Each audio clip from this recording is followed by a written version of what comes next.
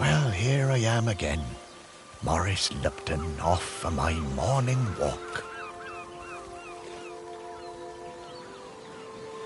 This must be the finest stretch of beach on the finest island the whole world over. For a little speck of land in the North Atlantic, it sure is a good un.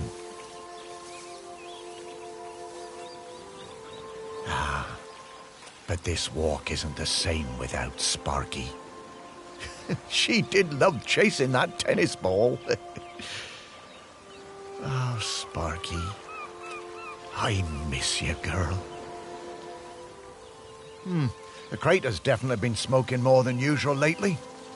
That's funny, that, for a dormant volcano. Oh, I see those yoga folks up at the lighthouse are up bright and early, saluting the sun and all that. I always thought that looked like fun. Shelmerston used to be a quiet place. You'd only come here if you liked fishing or bird watching. But since the new ferry service started, we get loads of tourists. But what you gonna do? It's always changing.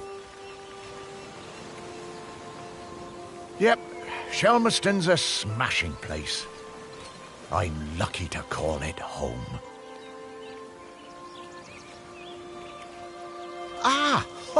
The bench. Yeah, this is, well, it's my bench. Yeah, the museum paid for it because I was the curator there. Yeah, and they did that to remember me because, oh yes, I am dead.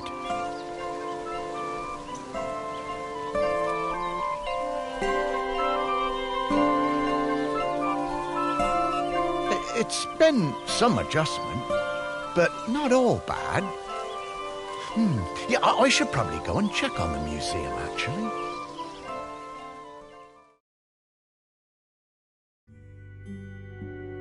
Yeah, I've been collecting the stories of Shelmerston for years now, here in my museum. There are so many stories, and wonderful ones. The museum started off small, but just grew and grew. It's shut at the moment, of course. Not sure what's going to happen with it now that I'm no longer doing it. I do like coming back here, though. Gives me a bit of purpose, which I've really missed since, becoming dead. Oh, one thing that's been keeping me amused. Since I've been dead, I found I can do some new things.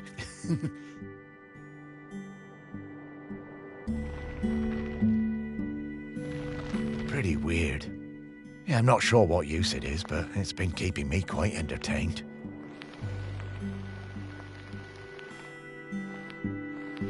But the novelty's worn off. I mean, it's been, well, I don't know how long exactly, but an awful long time since I've had anyone to talk to. Well, anyone who talked back, anyway.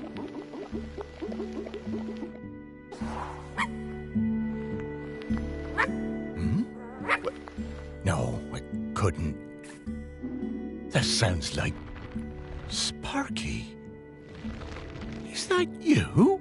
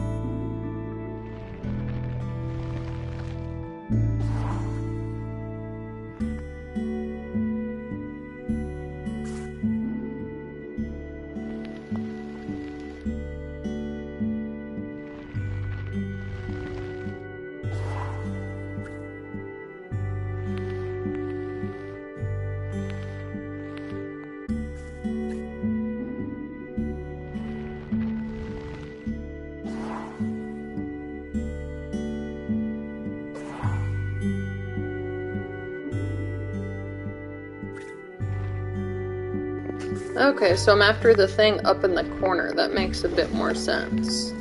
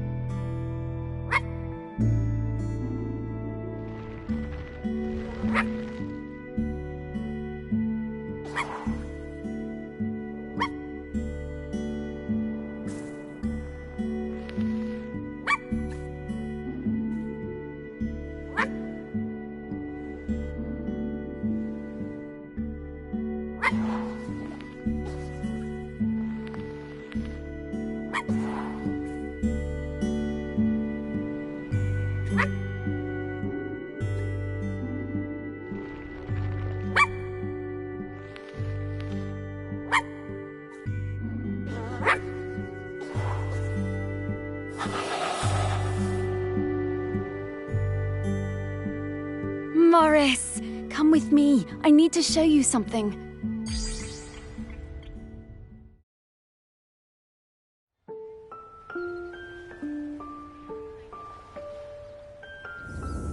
Oh, it's Sparky? Morris, you worked it out.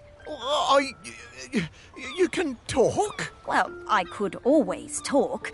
You just couldn't understand me. And you can hear me? Well, sure. You are talking, aren't you? Oh, Sparky! What is it, Morris? It's been so long. I thought I'd had my last conversation. Oh, I'm so very glad. I'm glad too, Morris. I've been waiting for you. We need to go... Oh, wait. Are you really my Sparky? My Sparky girl? Mostly. The best bits. But listen, I don't know how long before the volcano erupts, but it's not long now. The volcano? Erupting? But it's dormant. No. It has been dormant because of the custodian. But the custodian is weakening and we don't know how much longer they can hold on. The custodian? What are you talking about? Shelmerston is volcanic. It's supposed to erupt every once in a while. The only reason it hasn't is the custodian, keeping the island calm.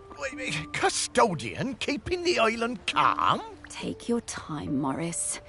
Dogs are better at understanding this kind of stuff than humans. The custodian is a ghost. Yes! Now you're getting it. The custodian is a ghost who appeases the island, keeps it safe to live on. But the current custodian has been doing the job a long time and really needs to retire. Oh, and the island needs a new custodian. That's right. It's up to us to find a new one. There are 5 prospects that I know of. 5 ghosts still hanging around the island who haven't gone into the west yet. We need to find them and see if they'll take the job. What if none of the prospects wants it? If the current custodian fades away and there's nobody to commune with the island's spirit, well, that would be bad. Bad how, Sparky? Volcano bad. You've seen how it's smoking. We don't have long now. Well, could I be the custodian? Oh, I wish. But Ghost Code 342B dictates that the custodian must be a ghost who has been dead on this island for at least 1,000 days. And we don't have that long. Ghost Code 342B. Yeah, well, I suppose that makes as much sense as anything else. Right. Let's get going, Morris. Our first prospect is Peter Noach. Oh, yeah, from the yoga centre. Yeah, he died a few years ago, didn't he? Yeah, I remember his funeral on the lighthouse. Yes, that's the fella. He always had those funny green treats. Let's go pay him a visit.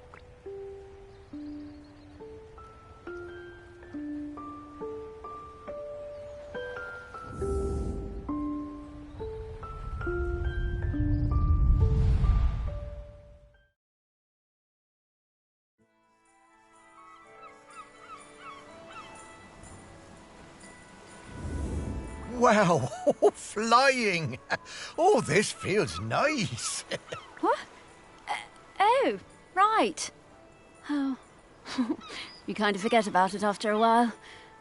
I always was impressed with this yoga centre. Pete seemed like a chap who went through some tough times, and creating this place really seemed to help him. Yep, and it's still going strong. They're always busy with folks from the mainland. Yoga centre run by a robot.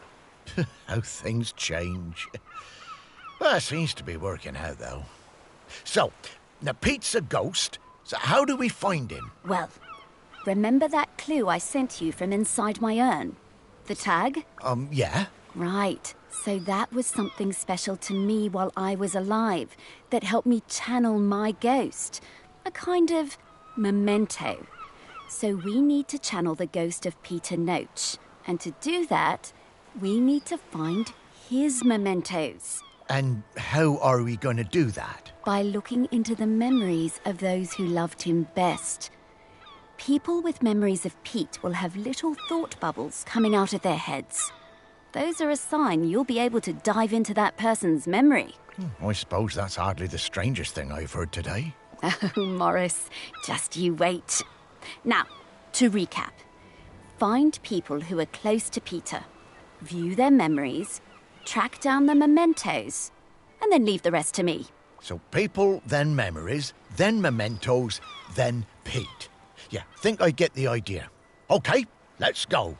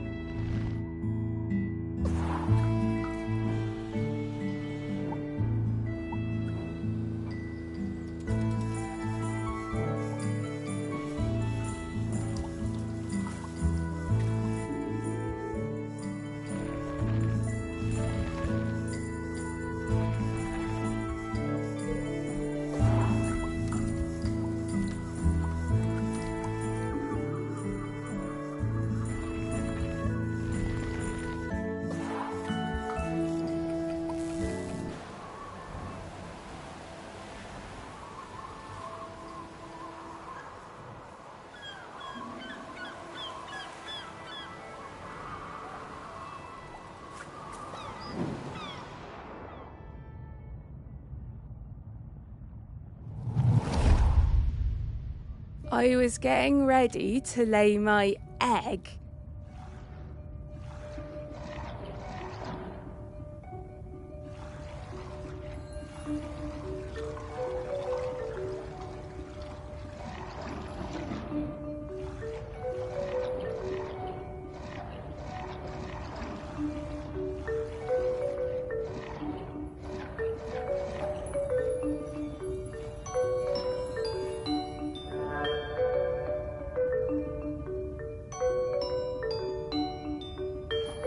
But my nest needed that little something extra.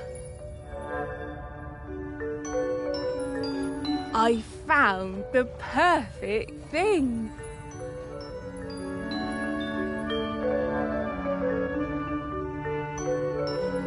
The human and that metal beast seemed quite agitated at their loss.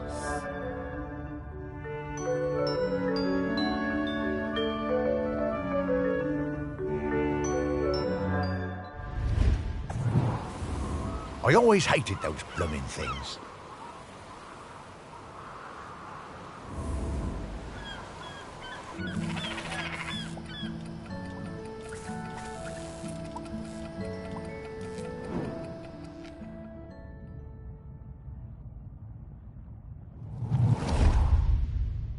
I met Pete for the first time on a yoga retreat in Goa. He was the best yoga teacher, but very reserved. I noticed he had some army tattoos. I wanted to ask about them, but he would never talk about himself.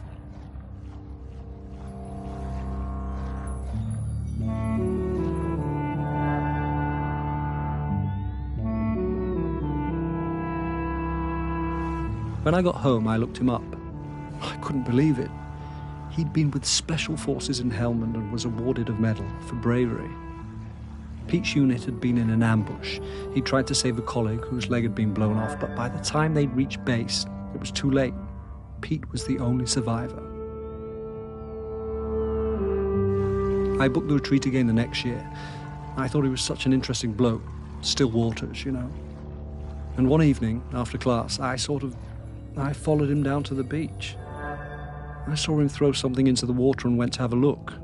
Picked it out of the shallows before it was washed away. It was his medal. I picked it up. I went back to Goa the following year, but Pete wasn't teaching and it just wasn't the same. Not as good. Then, a couple of years later, I saw an online ad for his new retreat in a lighthouse. I booked immediately. I took the medal with me. Perhaps he would want it back.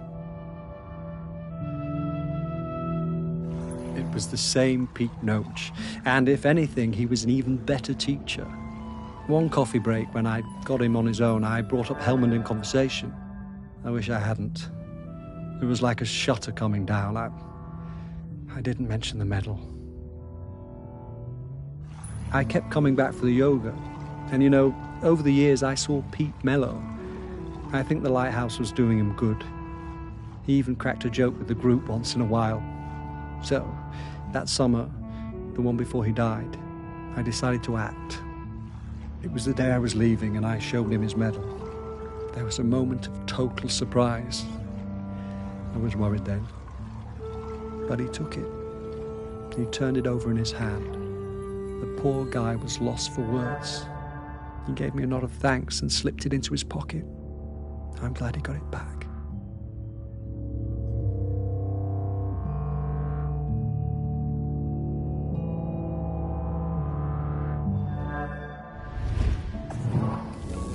Oh, Pete.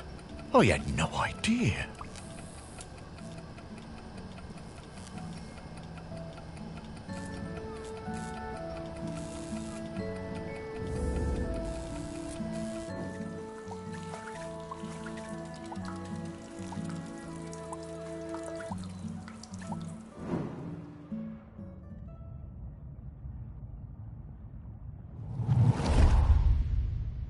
When Pete arrived at the lighthouse, he needed help running it, but refused all offers. Eventually, fearing the possibility of a shipwreck, Trinity House sent me to Shelmerston to help keep things running smoothly.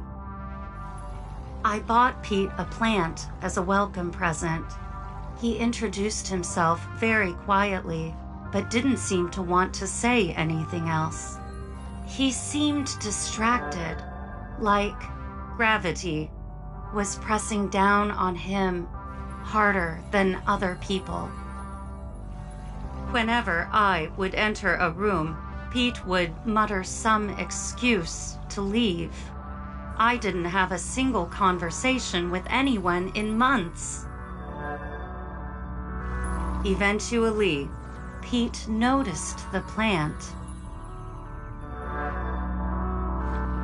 Then, Pete noticed me. That was the start of what became this plant room. We spent hours in here over the years, sowing seeds and tending our plants together.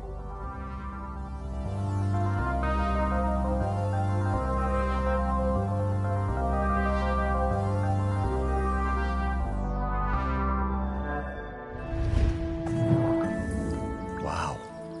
Robots got complicated, didn't they? Yeah, I didn't realize how important Em was to Pete. I suppose everyone needs a friend. Huh, Sparky?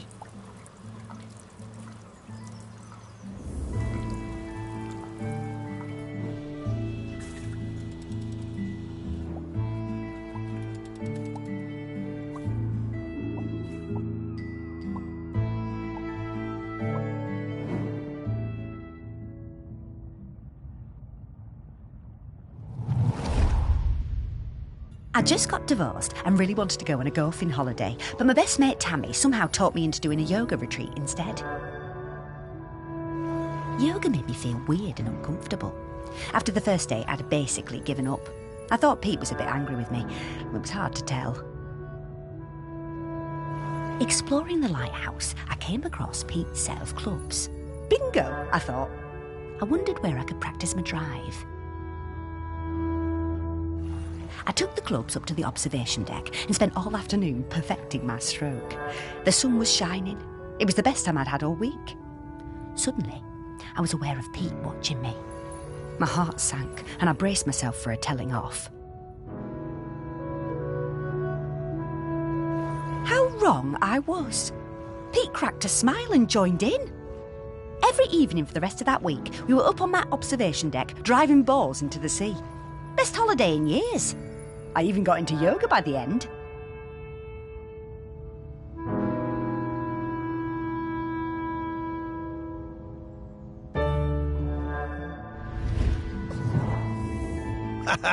I guess old Pete had a light side after all.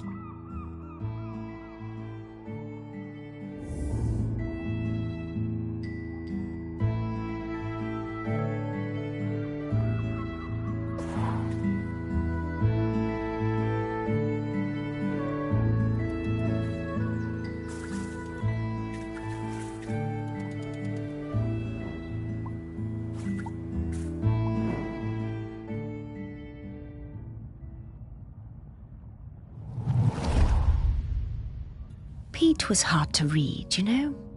Strong, silent type. But you could tell he loved his collection of Buddhas. He said they were like fat little soldiers that kept him safe.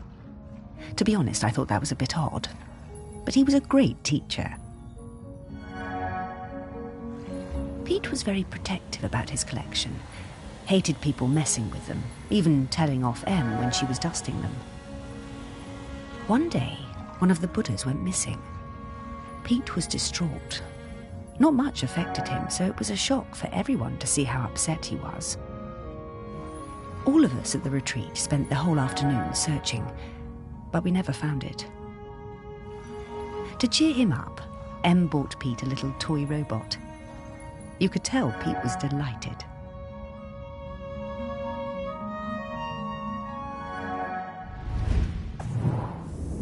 Ah, what a lovely gesture. She was a good friend, that Em.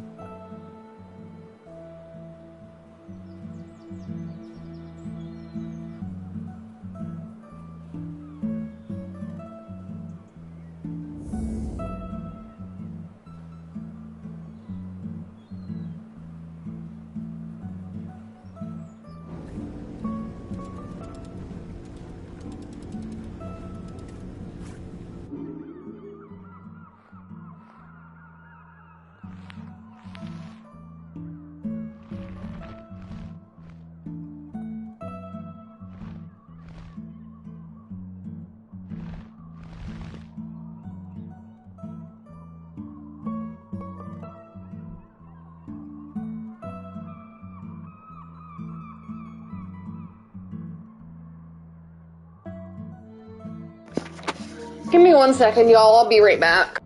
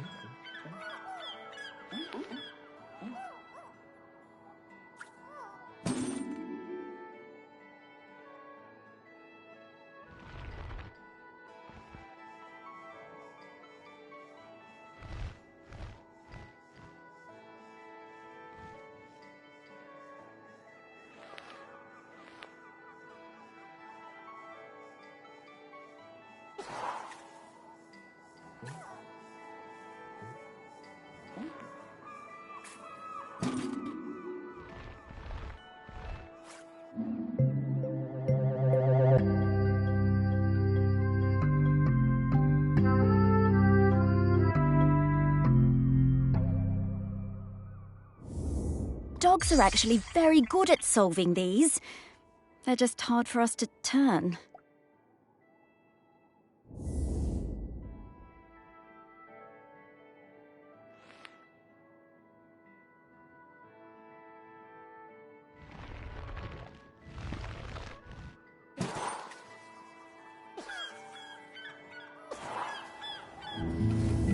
Okay, let's find some more memories.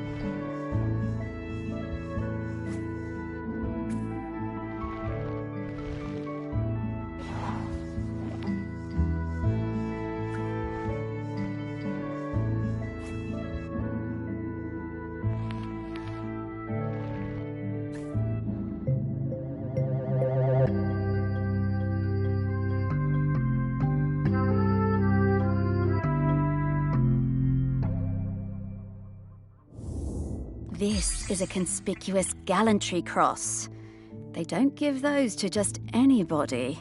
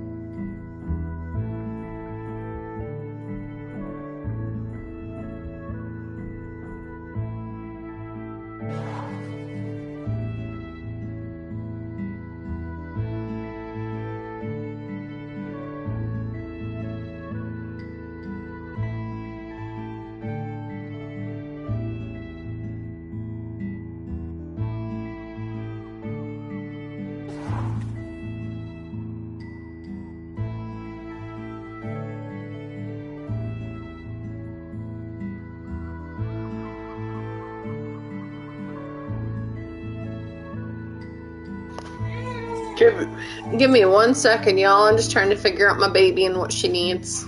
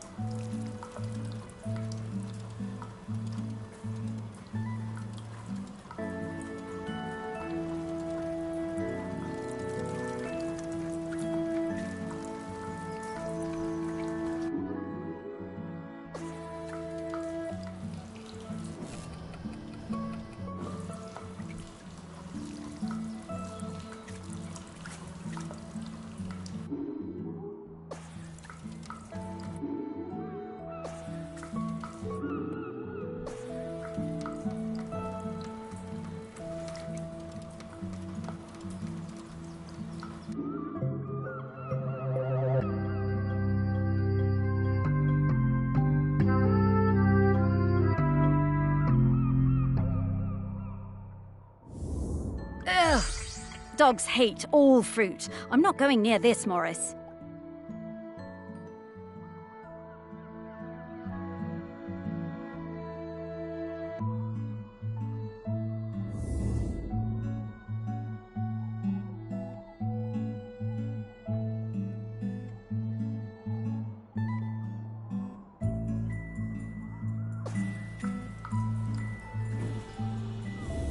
Hey, I'm starting to pick up the scent of something else here.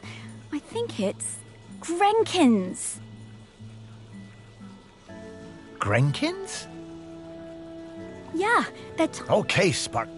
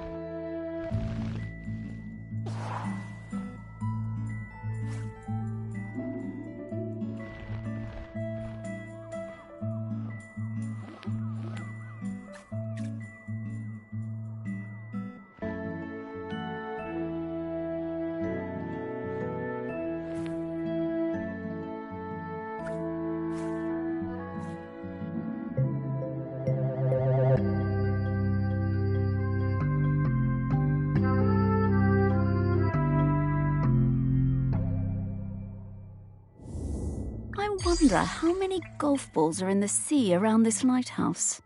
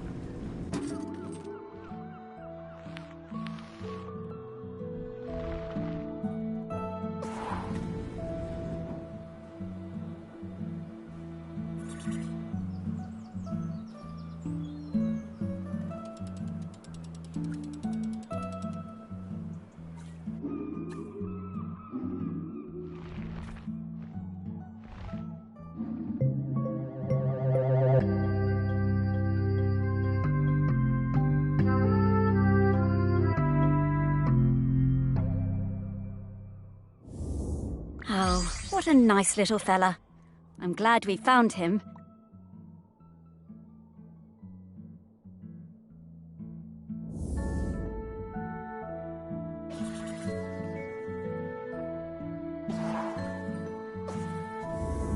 Okay, that's all of the mementos. Now what do we have to do? Wow, I'm getting a really strong scent. Well done.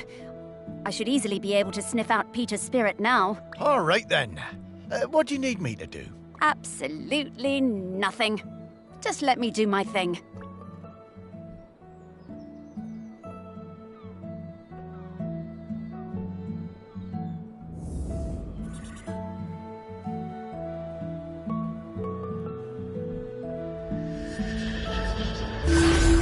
What in the world? There's many things in the world you haven't seen, Morris.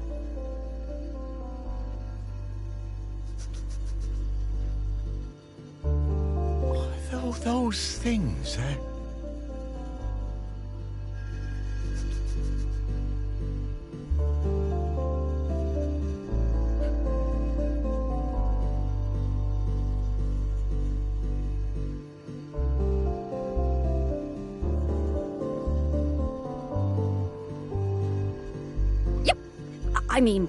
Yep. Those are all of Pete's fragments. I just need to round them up. Go get him, girl.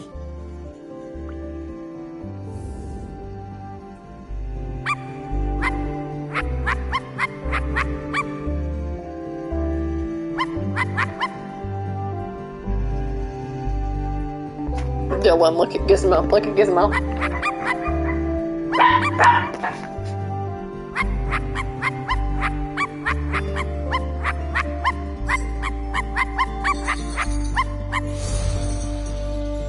Sorry, y'all. I was having a grand old time making my dogs bark.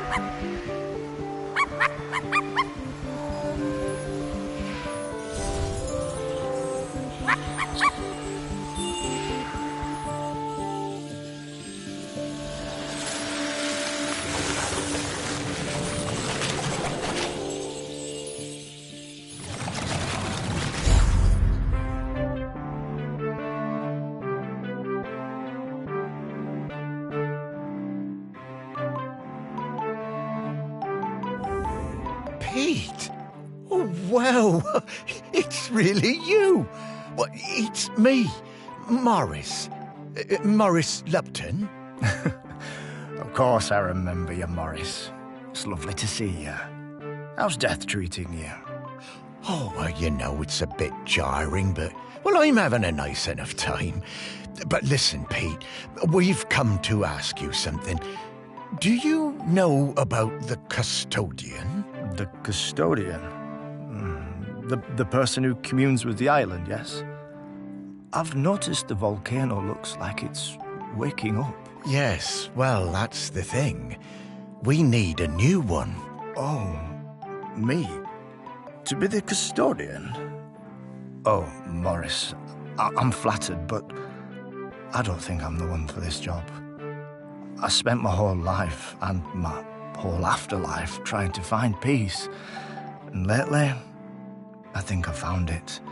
I'm satisfied with how things turned out. I'm finally ready to go into the West. I don't want to stay around any longer.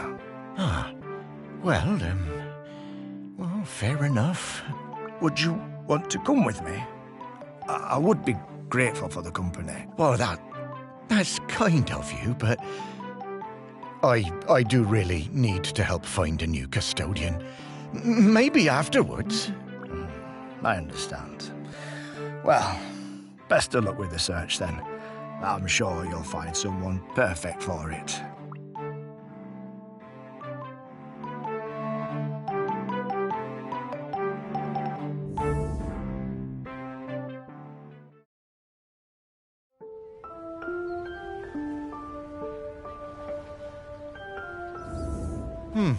Well, that didn't go well. Oh, no worries, Morris. Plenty of other prospects.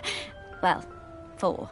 Hey, Pete mentioned going into the west. What is that? Oh, well, that's a very complicated question, Morris. Just think of it as leaving all this behind, which is not something we can do now. We need to go find Val. They're opening the sculpture park today. Oh, is that opening already? Time certainly does move a bit quicker once you're not in the world. Talking to people, it all feels so distant. Though, if I'm being honest, I suppose I was a little buried in the museum those last few years after... well, you know... you might say I started living like a ghost well before I became one. Oh, you weren't a ghost, Morris. That museum is full of life, and ghosts can't give belly rubs anywhere near as well as you did, trust me. Now let's get going. We're gonna find Val. Ah, yes, Val. I do feel a bit sorry for her, having her home invaded by all these silly artists. Maybe, but at least we have a laird who's interested in doing nice things for Shelmerston. Yeah, I suppose so. I was never sure about letting all those artists stay on Shelmerston, but I must admit that his heart's in the right place. Well, let's find Val then. After you, Sparky.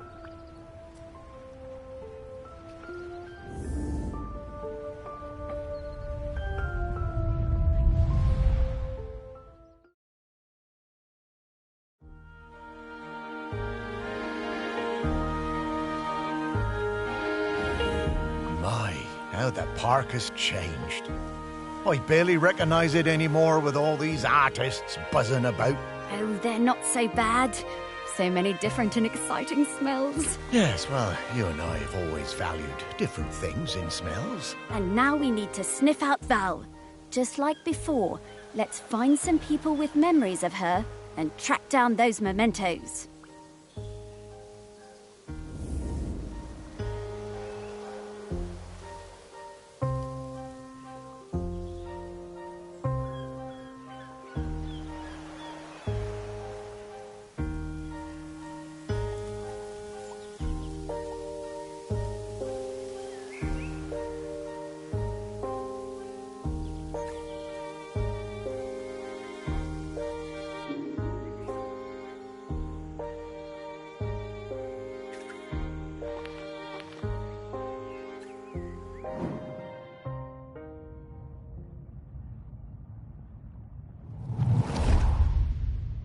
Gloves!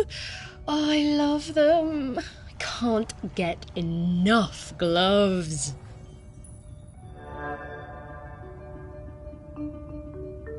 I stole a farmer's glove. I stole a fisherman's glove. I saw that girl out in my woods, riding that strange bumpy beast around again. She really seemed to love that awful creature.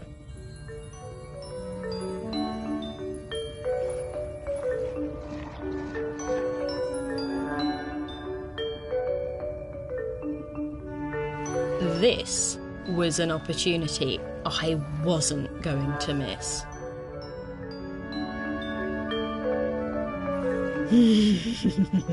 Lovely gloves.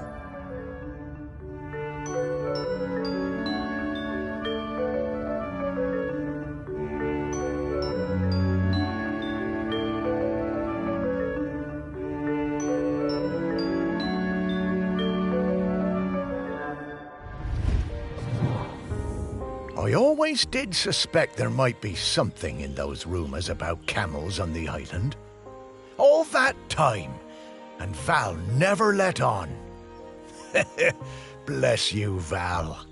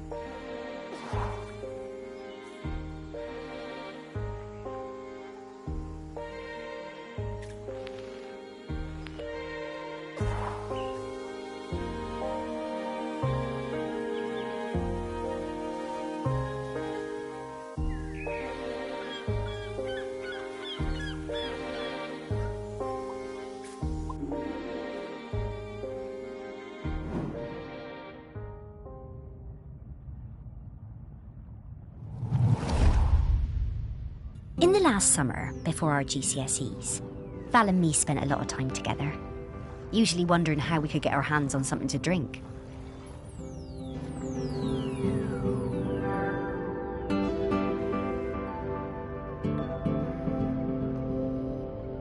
No one on this stupid little island would serve us, though. One day, we were hanging around on the allotments near the quay when we spotted something. And so, later that night,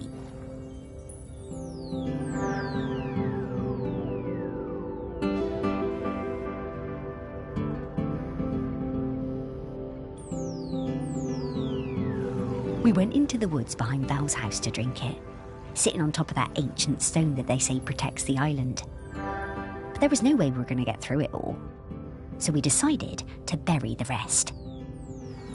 A few weeks later, we went to dig it up again, but couldn't remember where we dug the hole.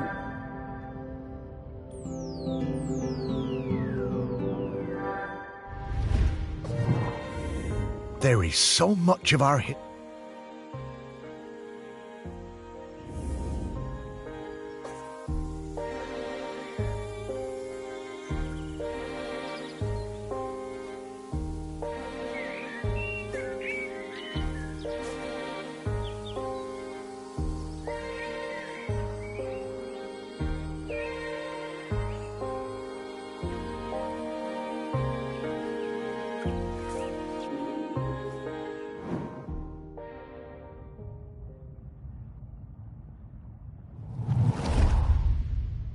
I spent the summer of '83 with Henry Outram, Laird of Shelmerston, in his grand hall working on a new piece. It was supposed to be about the volcano, but once I arrived, I found myself particularly taken by all the vales around the island.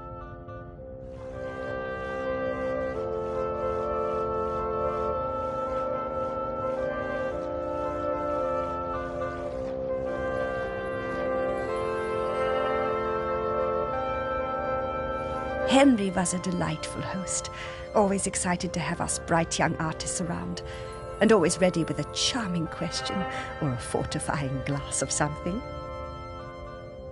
His daughter, I think her name was Mallory or Valerie or something, was usually outside roaming the grounds.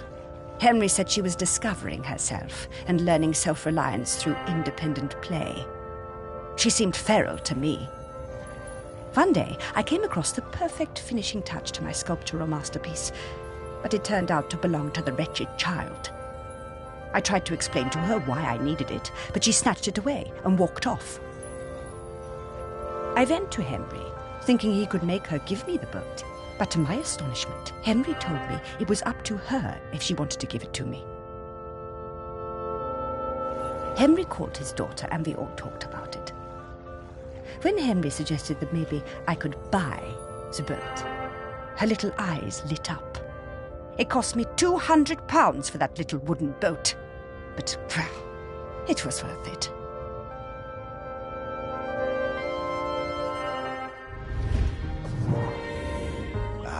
Henry was a good dad at heart, caring about Val's feelings, and treating her like a grown-up even when she was little.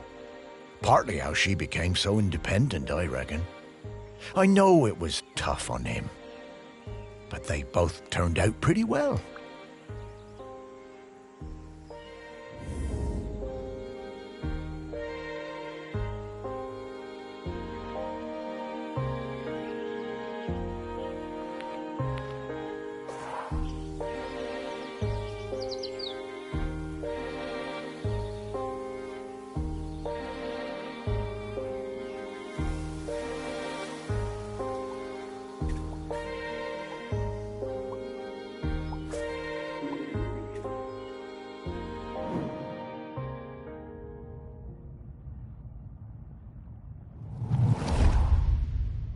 After my wife Penny's death, I struggled to find ways to spend time with my daughter.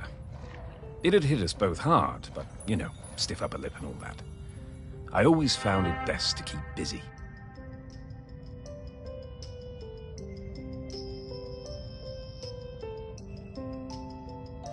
Looking for something we could do together, I bought Valerie a set of paints. But she never even opened them. I was cross at first, but asked myself, what would Penny do? So I decided to let it go.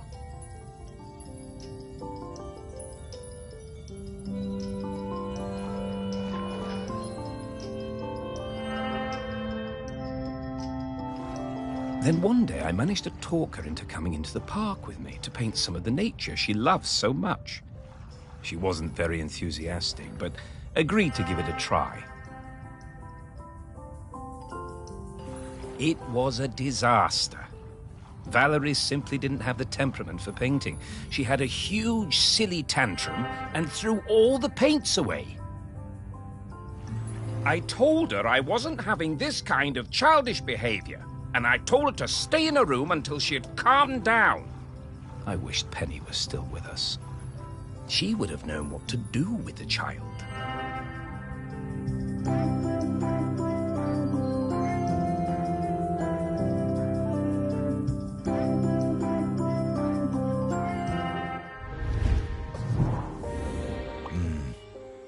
Very hard, that, to lose a parent. Was never going to be easy after her mum died, but he always did seem distracted with his fancy art projects.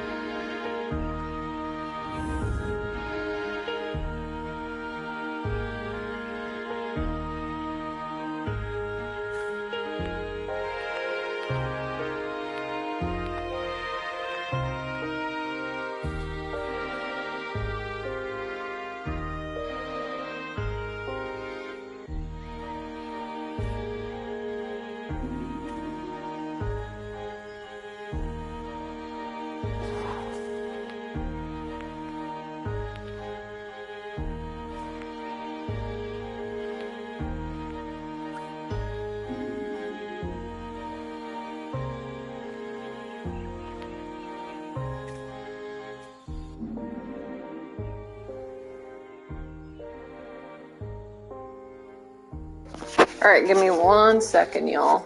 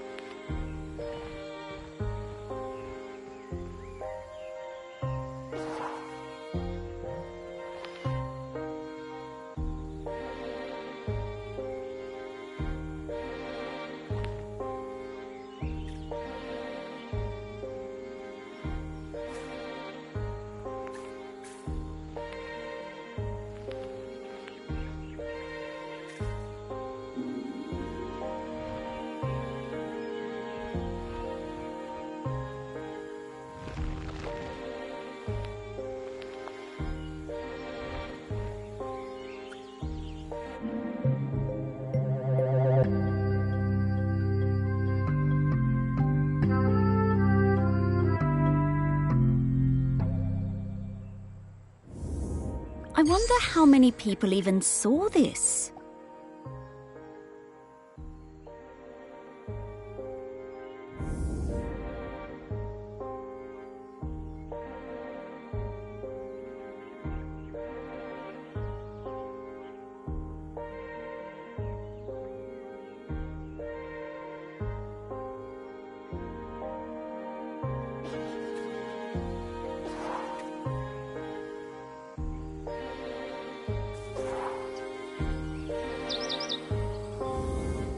Getting the scent of Grenkins again, Morris.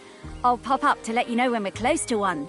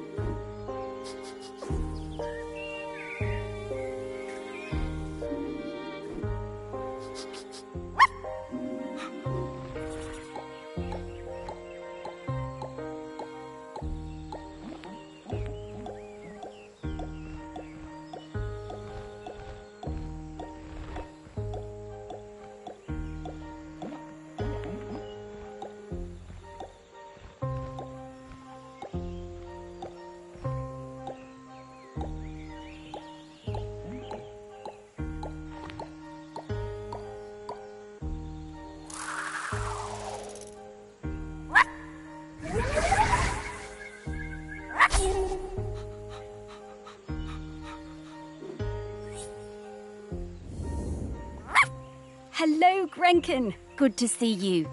Morris, these spirits have been on Shelmerston for thousands of years, and they bring good luck.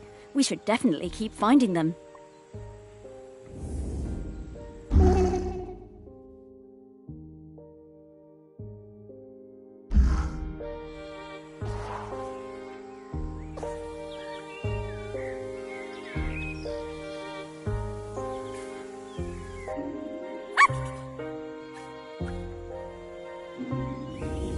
Okay, we're in the right place. But now we need to slice and rotate this object to just the right spot to get the Grenkin out.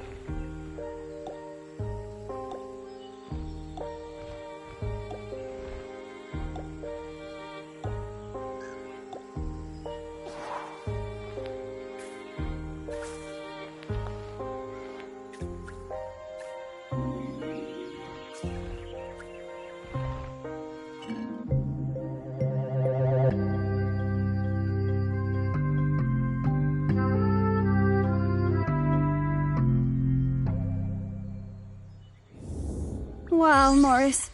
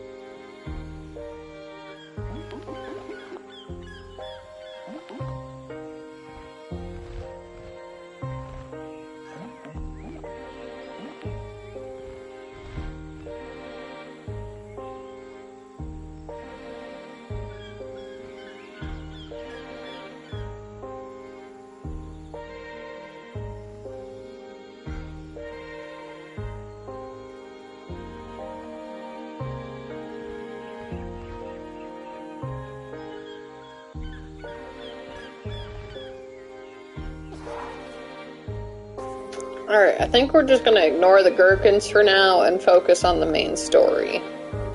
So hopefully everyone's alright with that, and we'll figure out if we can go back later.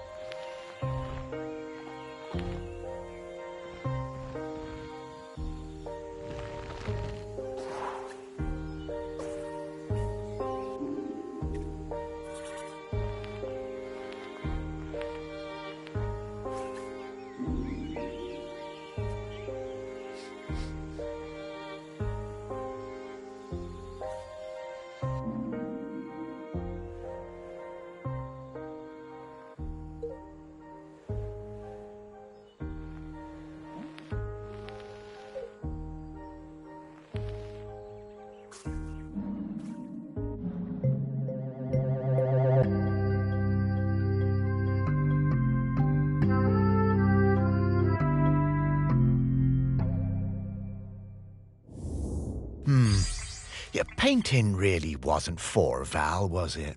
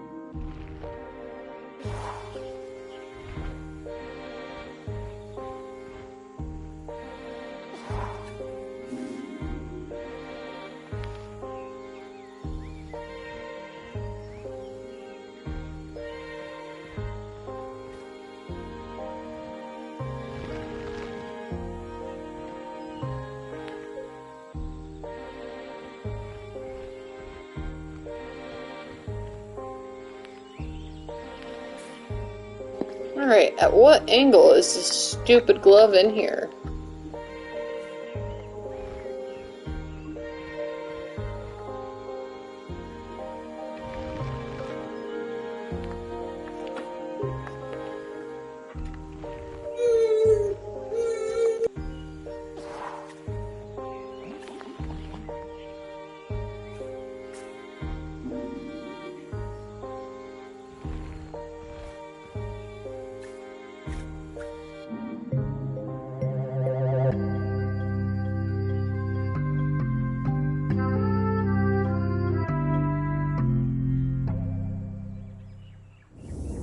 Hey, Morris. I bet you wish you were alive so you could rub me with this glove.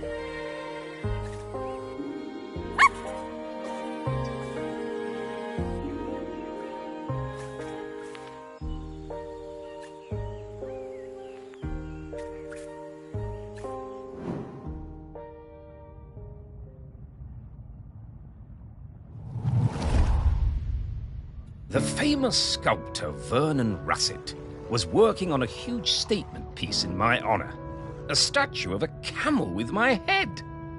When I saw it, I felt quite uncomfortable, but I didn't want to upset him. Poor Vernon could be awfully temperamental, sinking into dark moods for days.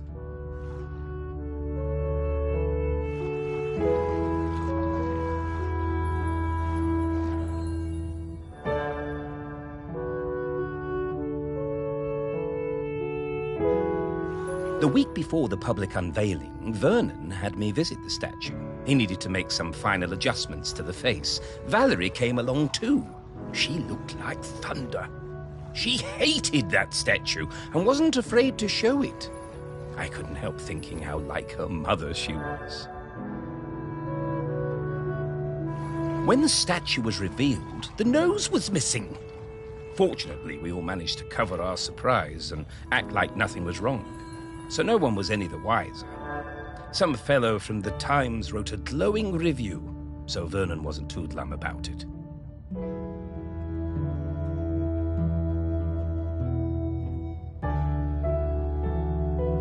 I'm pretty sure I know what happened to that nose.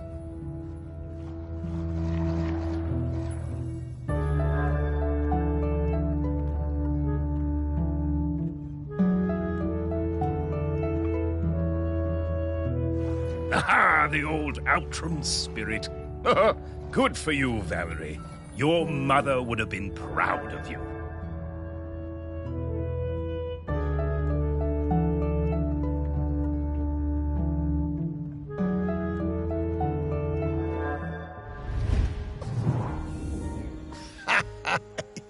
Yeah, Val told me about this. She had a whole speech prepared in case they figured out it was her who cut that nose off. But she never even needed it.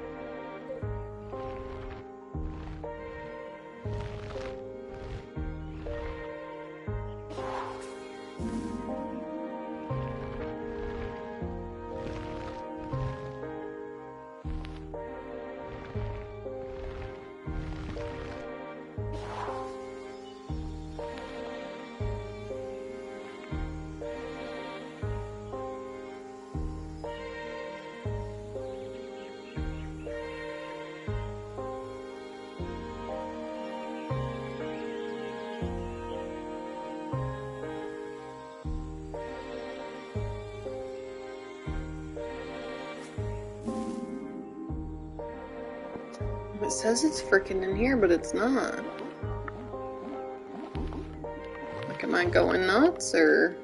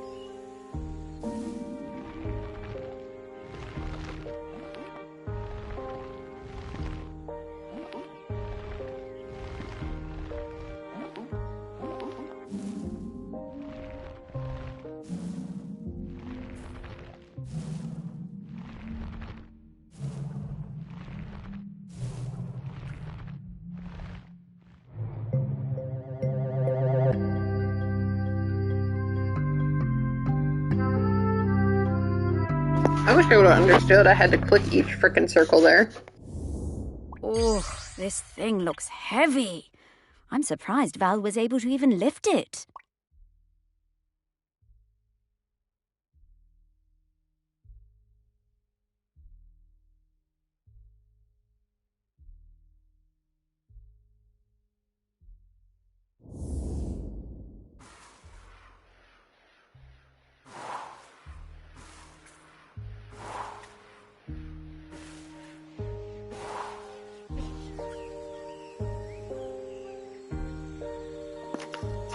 So, it's kind of hard to explain. It's kind of like a puzzle where you get clues from each person and then you have to go and like click into different things to try and find what it is that they gave you the clue to. It's different. We did it! Oh, yes! I know what Val smells like now. Her signal is wafting through to me very clearly. Time to fly.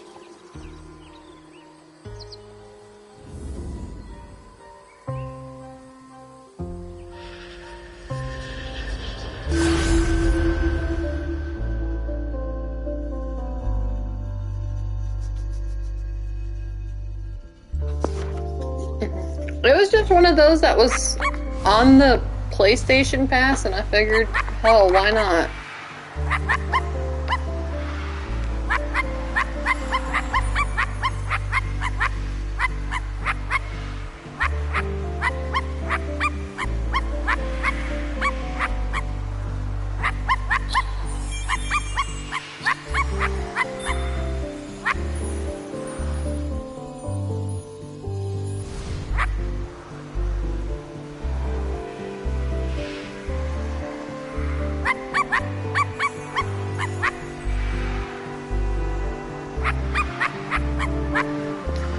Oh, I'm doing something all right.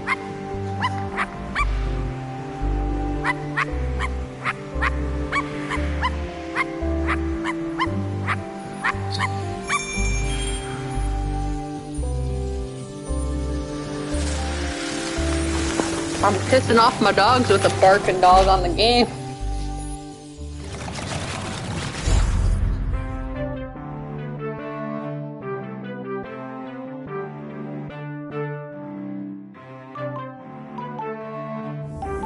Morris? Morris Lupton? Is that really you? And Sparky? Val! Oh, it's so good to see you again. You too. You're looking very, Dead? Yeah. But quite good, considering. Hello, So I got 5 of dogs, and now. Death certainly 2 has of been which strange. get pissed every time they hear What brought you barking by? and start we're their own trying to find a fits. replacement custodian. You've surely seen the volcano. Oh, yes. Poor Aggie. Must be very tired. Aggie? Aggie is the current custodian. Oh, well then, yes. We were hoping you might replace Aggie. Oh, Morris. That's some ask. Oh, you can do it, Val. I'm flattered. The ones that get mad, Those are yeah, enormous they're shoes to chihuahuas. fill. And I'm not The like big you, dogs Morris. aren't. I don't love this The town big dogs are like you do. unfazed by it. I have a golden If I'm being retriever honest, I can't abide all those and nasty a types red in heeler mainland just mix, tromping and around. then 3 little can't chihuahuas, speak but for they're them. really well-behaved This job isn't chihuahuas. for me. Oh, I'm sorry to hear that, Val. But, well, I understand. Thank you. It's been so nice to see you again. You too, Val. Sparky, I'd love to spend some more time chatting with Val. Oh, I'm sorry, Morris. We really need to keep this search up. That volcano is looking dire. Come back later, Morris. I'll be here. Oh, well, all right, Val. I'll find you later. Yeah, no, they're really good. We've had them since they were little, and they're good, well, and trained, so... Spoiled, but good.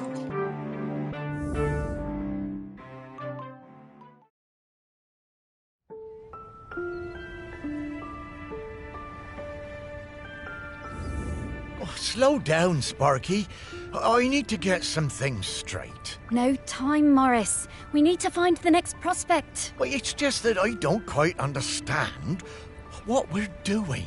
We're looking for the custodian. Well, I get that bit, Sparky, but what does the custodian have to do exactly? Oh, well, it's hard to explain with your human words, but, the custodian kind of mingles with the island, becomes a part of it. A part of the rock, the volcano. Yes, the rock, and the sea, and the animals, and plants. The custodian becomes a part of all of these things. It becomes part of the island spirit. And you give up being a ghost. Yeah, well, a walking around talking kind of ghost. Stop being someone who can go into the West. It's quite a sacrifice. Oh, wow. Well, no wonder Val doesn't want to fill those shoes. Aggie must be a legend. Well, she really is. I always thought there were those folks destined to be mayors and, I suppose, custodians. And then there are people like me and Val, destined for smaller lives. Oh, what? Small? Morris, your heart is as big as the island. Everyone knows that. I suppose I'm more like one of those island oddities in the museum. Yeah, and they were always the visitors' favourites. Now, we need to move on. Next up is Ogden Beckett, in the Old Town. Ogden it is. I'm right behind you, Oh, Sparky. no, you're good. I was just saying, that they're all spoiled, but they're all well behaved. I couldn't ask for a better set of dogs. They do great with my hoodlums and my husband, and we don't even have to take them out on the leash half the time, so they're good dogs.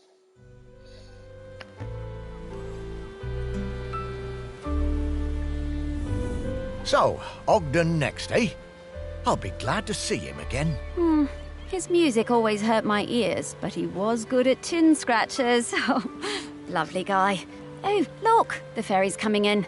There'll be loads of tourists all over this quayside soon. Well, I suppose they won't get in our way much anymore, eh, girl?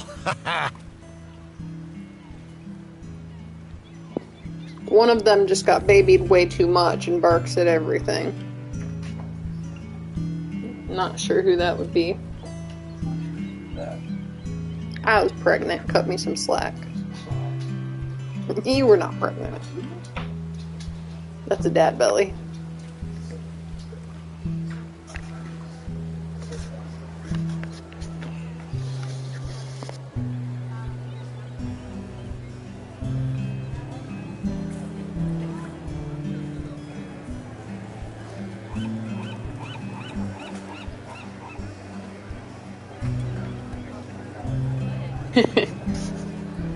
That'd definitely be what's up. Alright, where the hell are these people at? There's one. Come here, Granny.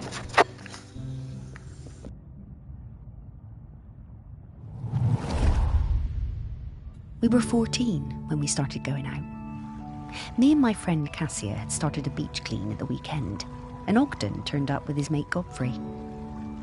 I had no idea Ogden liked me. He was the tallest in our year, and we all fancied him. By the time we reached the little cove at the north end of the beach, he'd asked me to come to a concert he was playing in. I said yes. We'd been going out for a few years when I applied to Floristry College on the mainland. I didn't tell Ogden. I didn't believe I'd get in, and didn't want him to think I was trying to get away from him.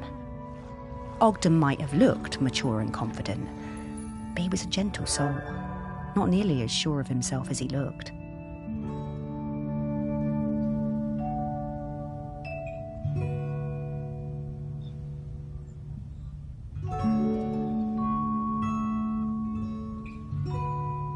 But I did get in, and he was gutted. I felt terrible. I didn't want to hurt Ogden. He said he didn't mind, but I could see he was covering. My last week on Shelmerston was really hard. Every time I saw him, it felt so strained, and I couldn't sleep.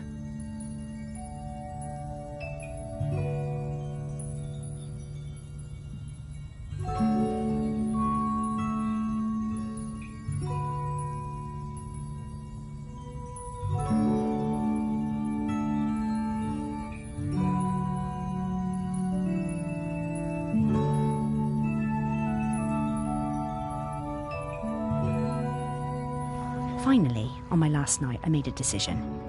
I would take an apprenticeship at the garden centre on the island instead, so we could stay together. It felt like the right thing to do. I would tell Ogden in the morning.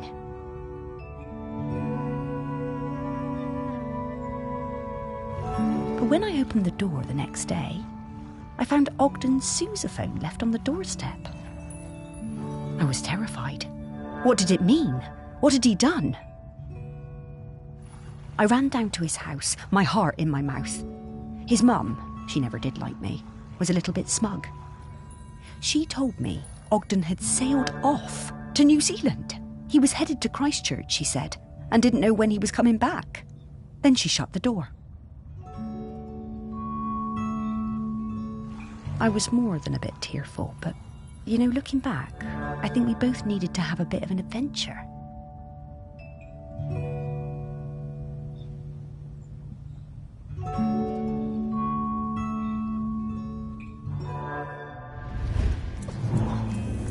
I spent a lot of time with Sally during this period. We used to meet up quite often when she returned from Floristry College and I was working at the museum. For a while I thought maybe we would get together. But she always seemed a bit out of reach. Sort of distracted. Well, it makes sense now.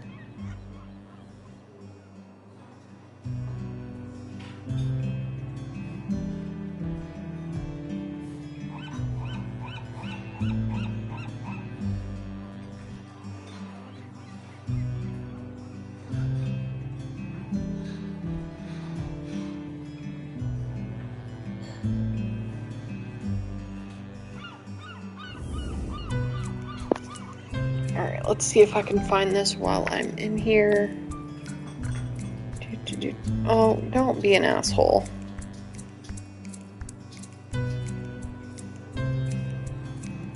This was the last one.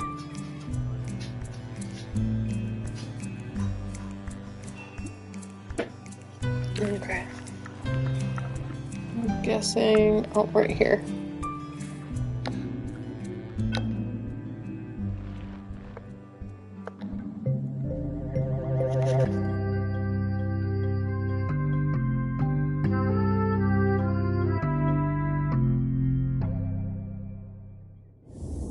How did that get in there?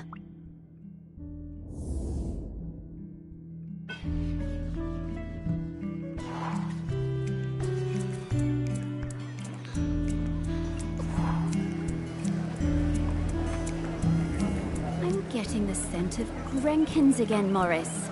I'll pop up to let you know when we're close to one.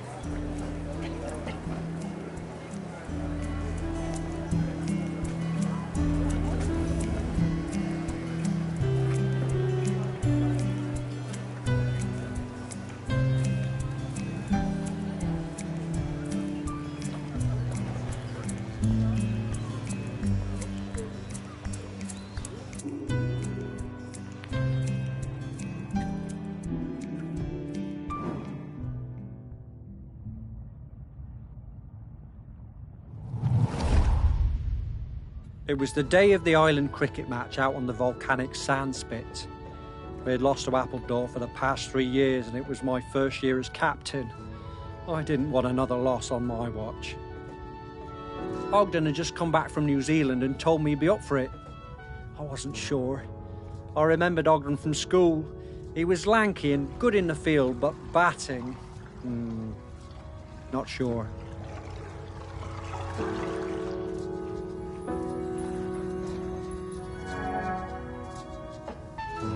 Ogden showed up with his own bat. He told me he'd won it in a pub in Dunedin and that it had belonged to a famous New Zealand player. I wondered whether I should put him into bat at all, but Ogden whispered to me that he'd been playing on deck all the way home. I knew Ogden wasn't a bluffer, but he was never the guy who got picked for the first team at school. Still, I had nothing to lose. Ogden hit a six with his first stroke. We went wild! And just when I thought it must be a fluke, he hit another, and another. He was a machine! Ogden hit so many cricket balls out into the sea that we had to stop play. We'd run out. It was a stunning win, and we carried Ogden back across the sand and into the Camel. Even though he'd won the match pretty much single-handedly, he insisted it was all down to the bat and plenty of practice. Ogden was solid gold.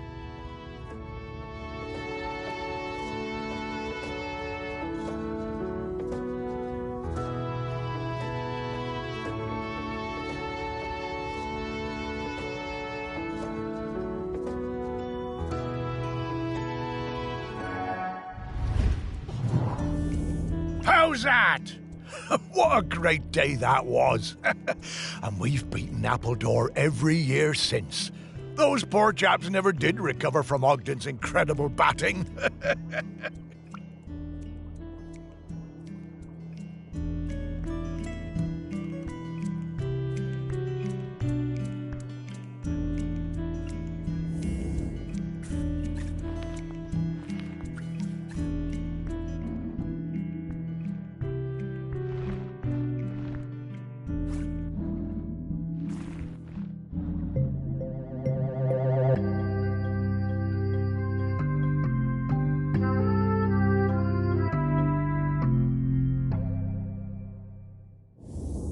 Hey, Morris.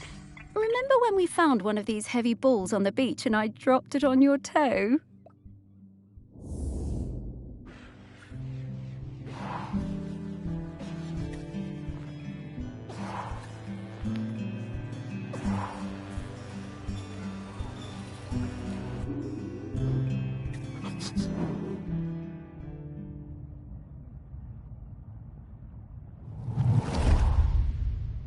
I remember when a young Ogden asked to join the Shelmerston Silver Band. I recognised his talent immediately.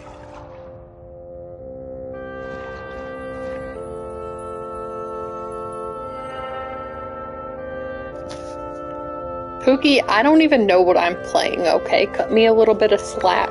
It's quite the game. Literally anything. I still suggest you get Bee Simulator because that was funny as hell. With his lucky bronze I got to sting people. One evening after the Silver Band played a storming concert in the Camel, Ogden and Sally got it into their heads to go for a night swim in the harbour, young love and all that. Ogden left his mouthpiece behind, and when we came back the next morning to pack up, it had disappeared. It really rattled him. Ogden was worried he wouldn't be able to perform without it, but of course next time we played, he was just as good as ever. Didn't need any lucky mouthpiece, Sir Ogden. He could play anything, that lad.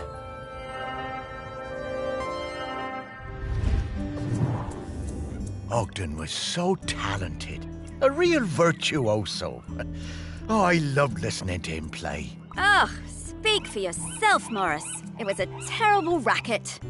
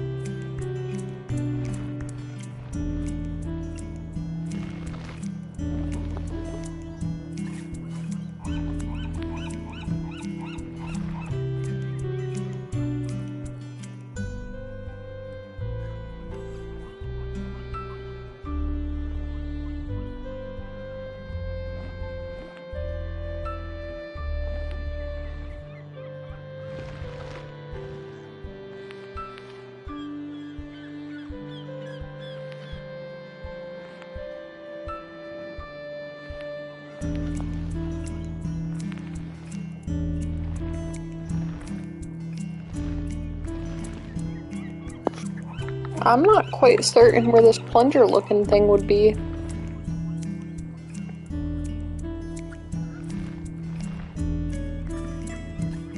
Maybe here?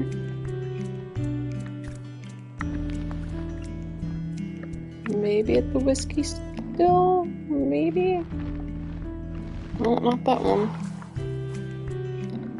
But this one. Not that one.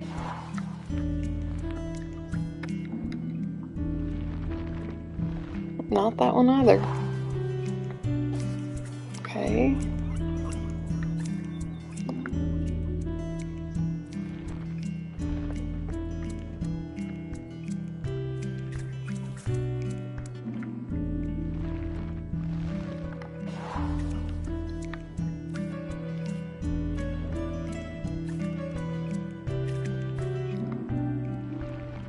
Not there. Okay, there's gotta be somewhere else to search. What can I lock onto up here? Or is it just... This dude, he's just cleaning. He ain't doing anything helpful.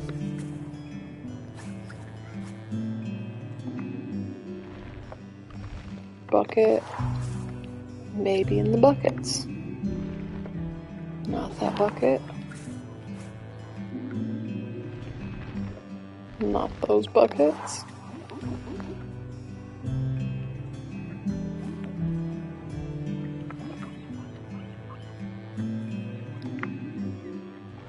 Winch, not that.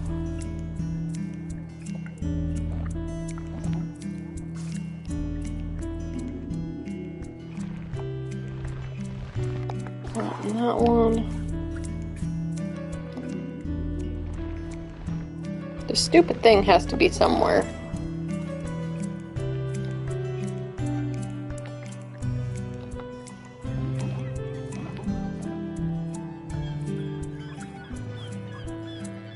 That's on him.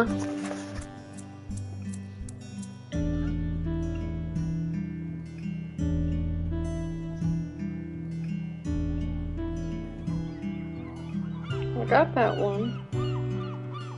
It says it's in the distillery machine in the whiskey funnels. But I checked in there.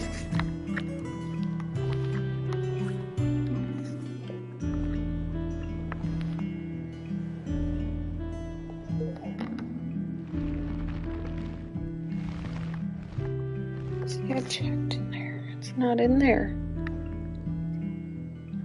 The whiskey's still.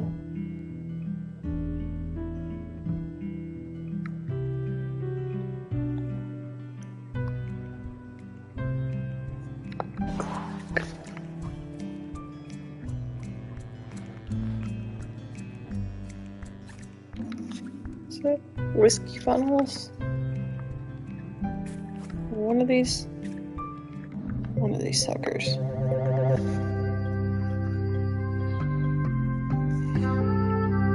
How the hell was I supposed to know it was a freaking funnel? They seem to have been using it as a funnel. These bootleggers are very resourceful.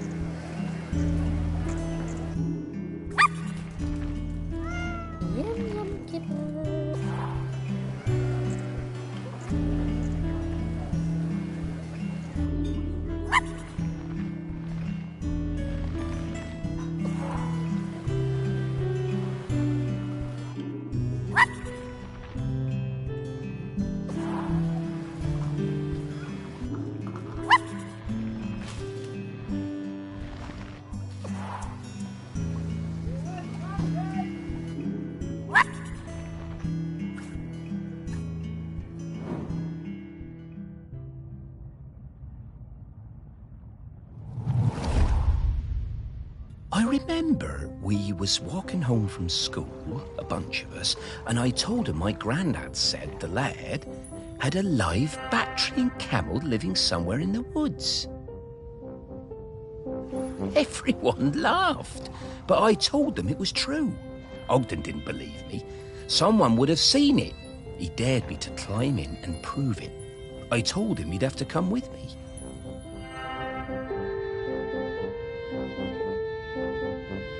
Sneaking past the big house, we were almost caught by the gamekeeper and had to run. Hell for leather for the woods. We reached the trees out of breath. I was bent double and leant against a tree. Ogden had better breath control and he recovered quickly. He saw it first.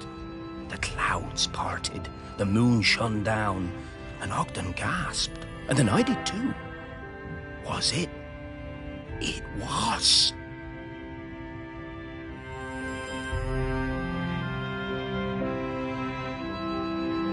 The next day, we were kicking ourselves. We had no proof. No one was going to believe us. but we knew what we saw.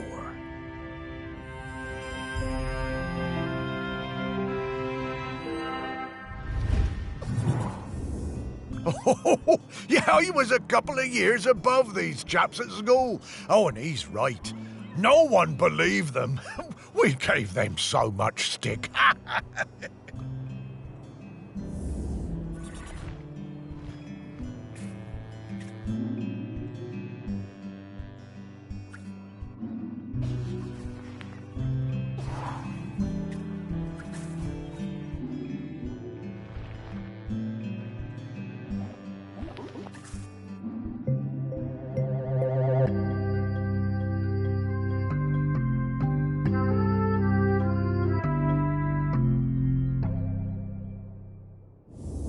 Camels are so obviously a made-up animal. Humans will believe any old rubbish.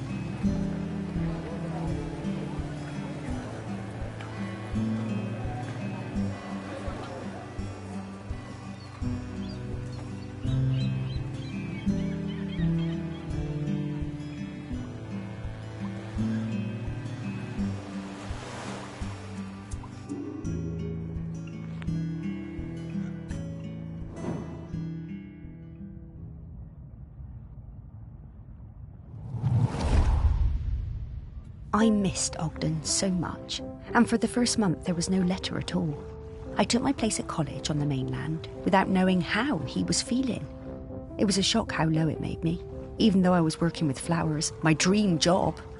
I threw myself into making friends and working as hard as I could. I wondered about him travelling the world, without me and without his sousaphone. What he was doing, how he was feeling. Then the letters started arriving, and it was amazing. Each one came with a penny from a different country. One from Valparaiso, another from Dakar. I wrote back and told Ogden about my course, trips to Kew Gardens, which were amazing. And Ogden told me about his voyage, watching dolphins and flying fish, crossing the equator. Sometimes we were both lonely. We poured out our hearts. When he arrived in Christchurch, he'd send me flowers pressed in his letters. I sent him a shell from home, and then he sent me a New Zealand halfpenny. It was my favourite. On one side was the head of a Maori tiki. Ogden told me it was lucky. I came back to the island, and when my father died, I opened up my own florist shop on the quay. I tucked the halfpenny under the front step for luck, polished up Ogden's sousaphone and put it in the window. They both brought me luck, and the shop flourished. One day, Ogden showed up at the shop, completely out of the blue. He told me there was nowhere like Shelmerston, and no one like me. I was so thrilled to see him, I asked him to marry me there and then. He said yes.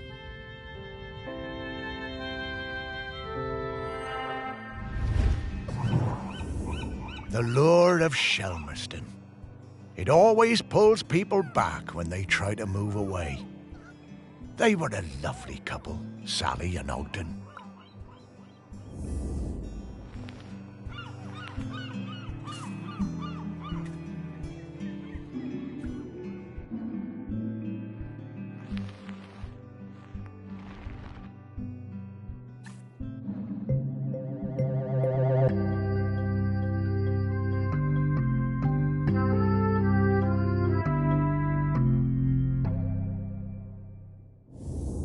One good thing about being dead, I'll never have to deal with counting change again.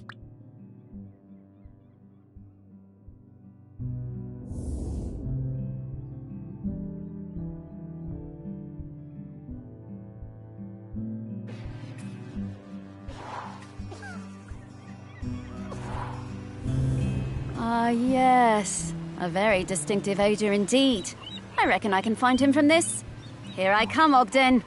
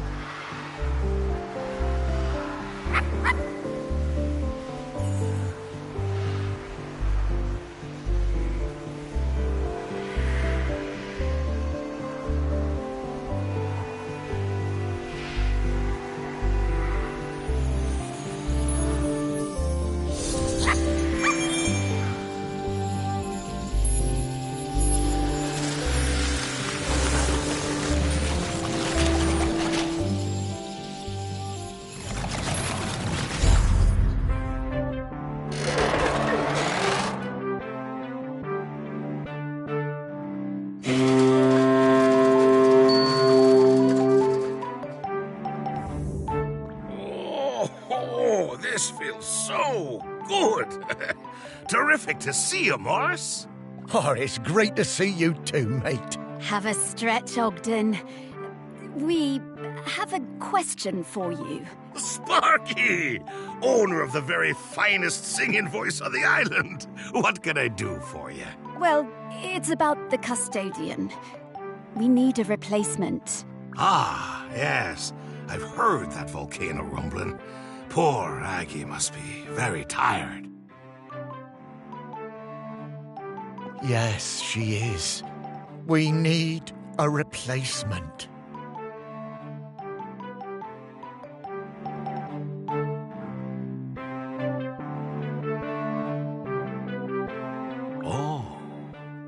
Oh, you want me to be the custodian? Well, I'm honored, but I can't.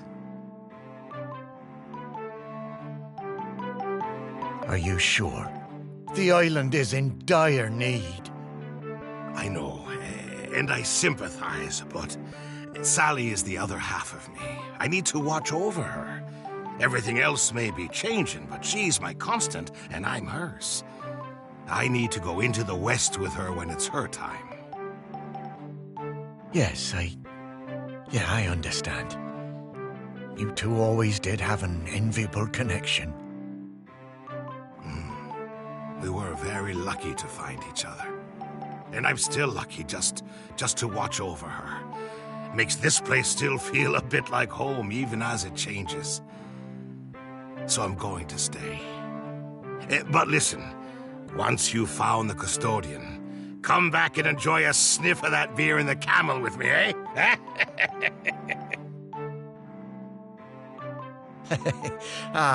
Sure, Ogden. Well, see you around.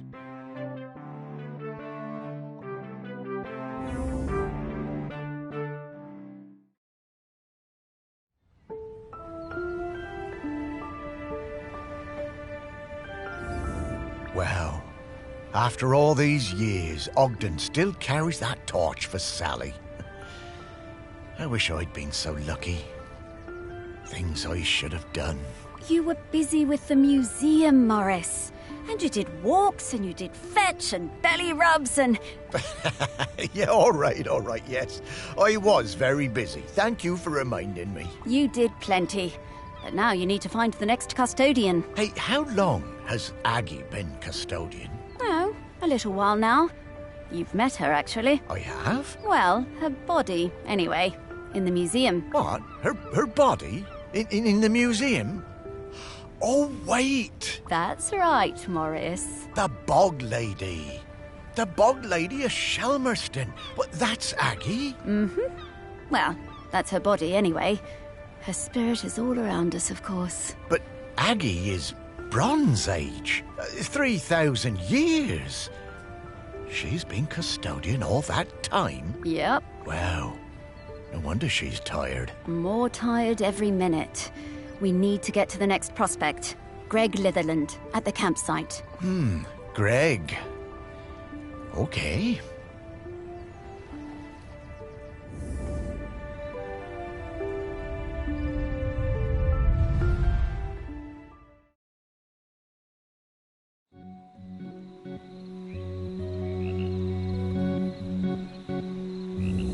The one part of the island I never spent much time at. I never cared for camping. Although we did find a lot of Bronze Age goods down here. Really fascinating bits and bobs. I reckon this was an important place once. And not just to shellers. Oh, there's so many great smells here. Oh, and so many rabbits to chase. Stop it, Sparky, you have a job to do. You know, I suppose I do like it better up here now I don't have to worry about combing all those burrs out of your fur. At least this part of Shelmerston isn't changing too much. Yes. Now let's sniff out Greg. Yeah, I always found Greg a bit difficult. That business with the owl of his. He wasn't a bad guy at heart. Just liked animals a bit more than people, sometimes. Maybe. But who can blame him? Let's find some people who remembered him. Dig a little deeper. Memories of Greg Litherland. Here we come.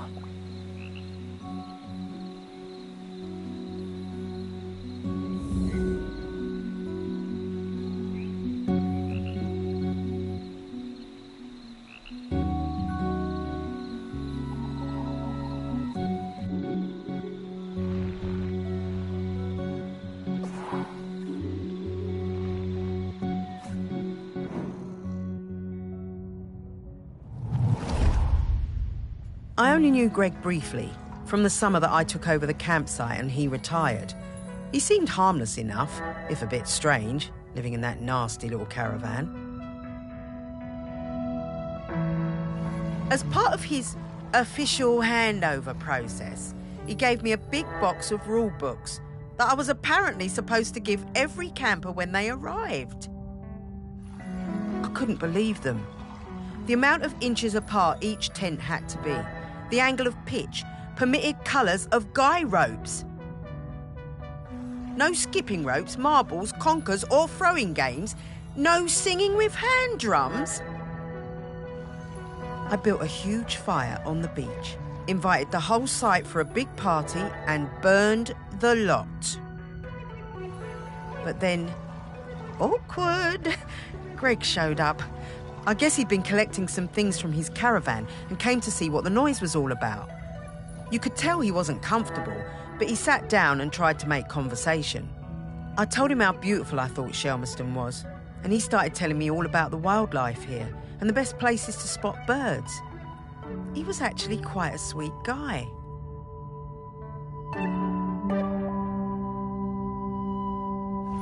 He must have noticed what we were burning, but he never mentioned it. That was the last time I saw him. I always felt a bit guilty. I mean, I got him wrong. He wasn't that bad.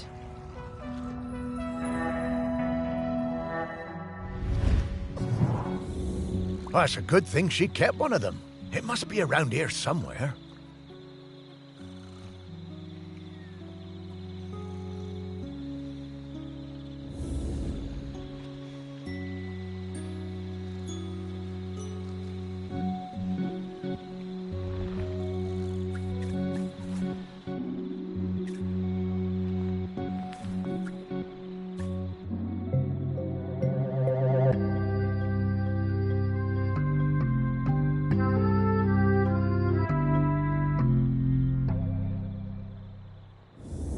What's this about dogs having to be on leads the whole time?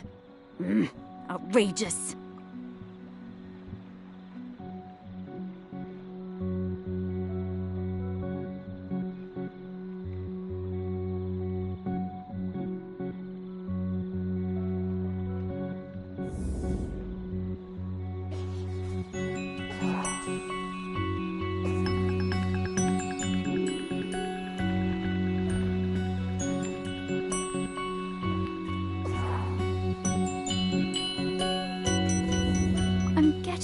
scent of Grenkins again, Morris.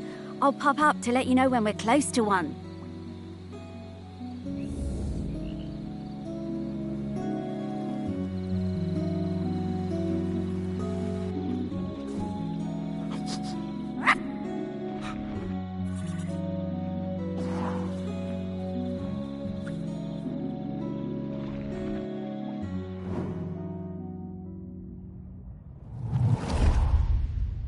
My whole life I've dreamed of seeing a Jempson's sea owl.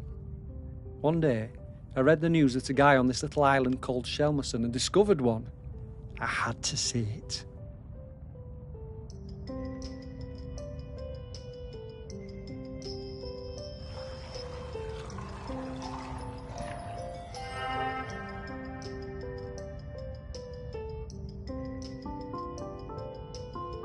The only B&B on the island booked up really fast, so we decided to stay at the temporary campsite set up by the guy who discovered the sea owl, Greg Litherland.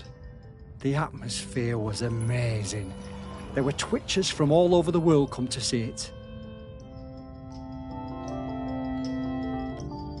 Greg had given the owl a name, David Abrahams. A bit weird, but I guess he was the one who found it. And because it had no mate, it was lonely. And he'd made a model female owl out of concrete. That was quite impressive.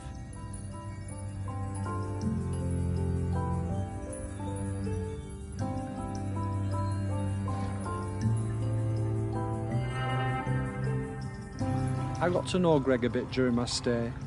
He really seemed to resent all the noise and fuss on the island. His island, as he thought of it. And the irony was that he was the one who'd got everyone excited about coming to Shelmerston. Greg told us he'd take us up in groups to the owl's nest site, but I snuck up early with my camera.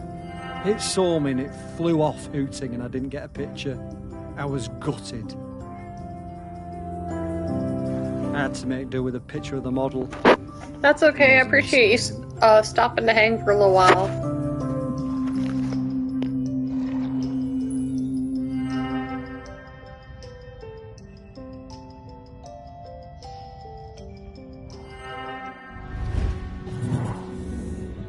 I remember that. All those bird watchers suddenly arriving and nowhere for them to stay. I didn't think Greg had it in him to start a campsite, but he somehow pulled it together.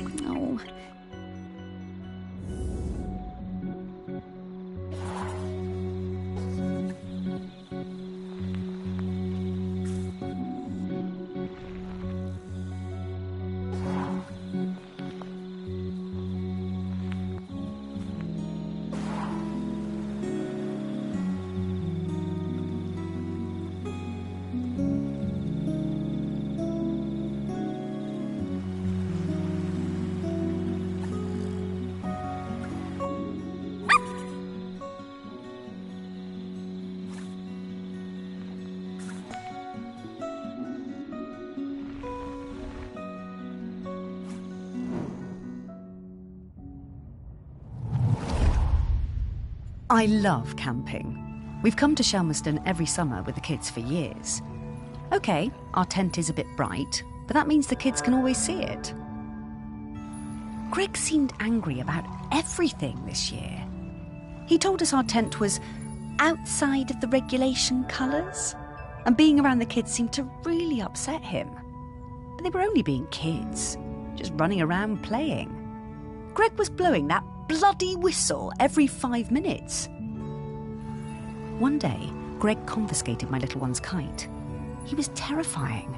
We still sometimes get nightmares about it. I had to do something. When I saw Greg put the whistle down, I pinched it and took out the pea. You know, the thing that makes the noise. I threw that pea somewhere Greg would never find it. You should have seen his face when he blew his whistle and nothing happened.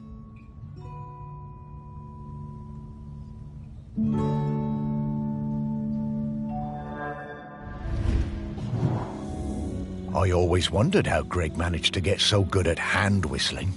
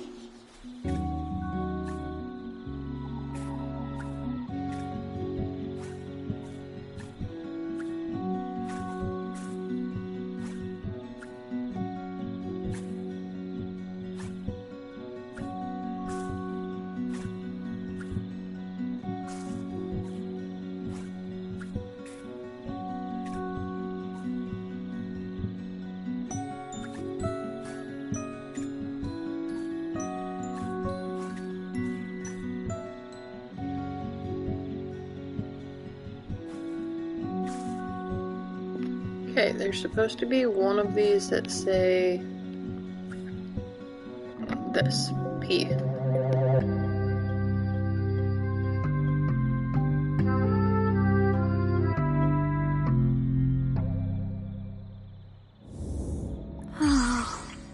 The smell of rabbit poo. It doesn't excite me the way it used to when I was alive.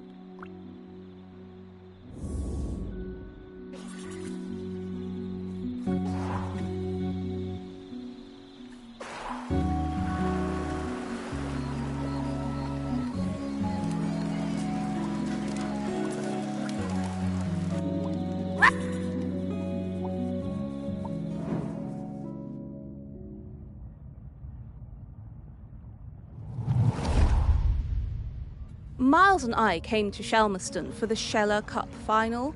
Miles was the world champion for ages. Greg, the campsite manager, was a huge Sheller fan. Always gave us the best pitch on the campsite. Miles was up early every morning, training for the big race. Greg would always be lurking in the background, taking photos. It became rather annoying.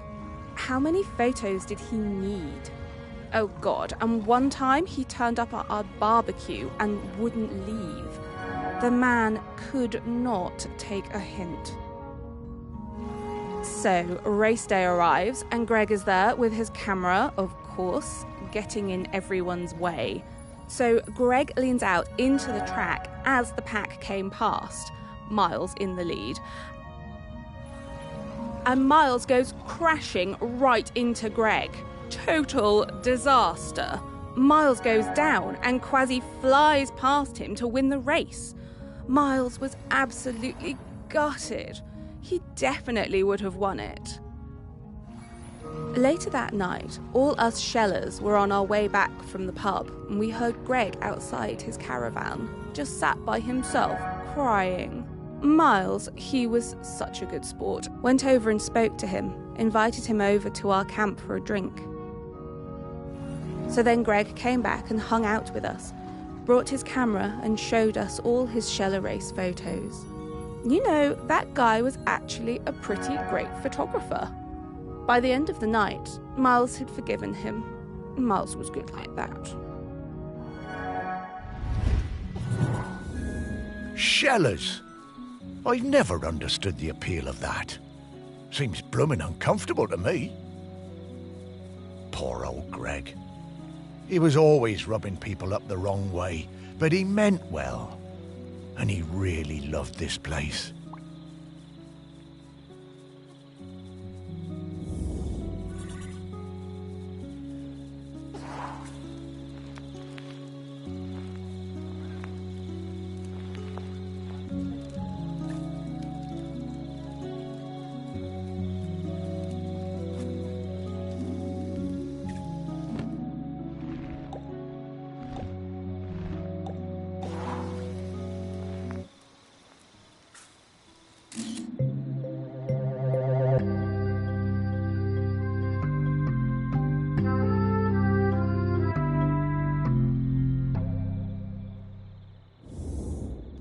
I wish we could use this.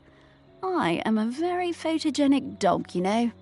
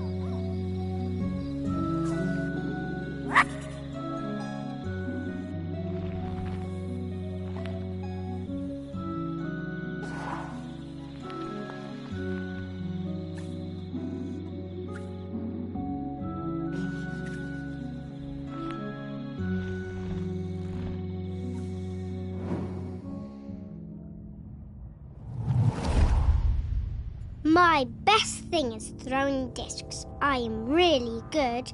I like playing with Dan and Toddler. It's our favourite thing when we go camping on Shelmerston.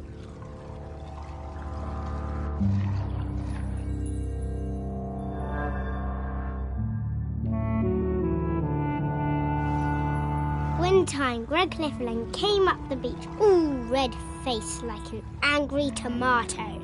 He pointed at a sign. It said, "No throwing games." He was yelling and shouting at us. He told me to give him my disc, but I wouldn't. I threw it high up into the air, and it went bang into a massive bird. Then the bird fell into the sea. I felt so awful. I never meant to hurt the birds. The whole thing was terrible. Mr. Lifferland was screaming. He waded into the sea, picked up that bird and carried it back to the beach. He was crying and crying. I'm sorry, Mr. Lifferland.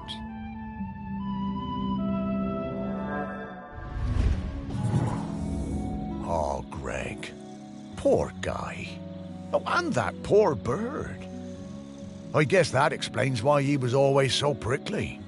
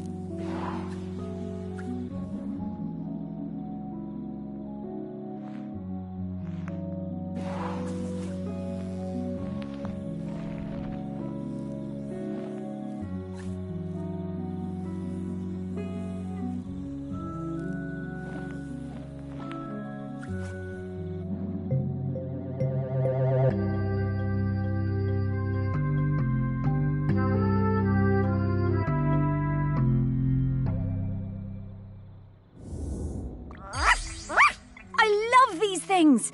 Reminds me of our walks on the beach.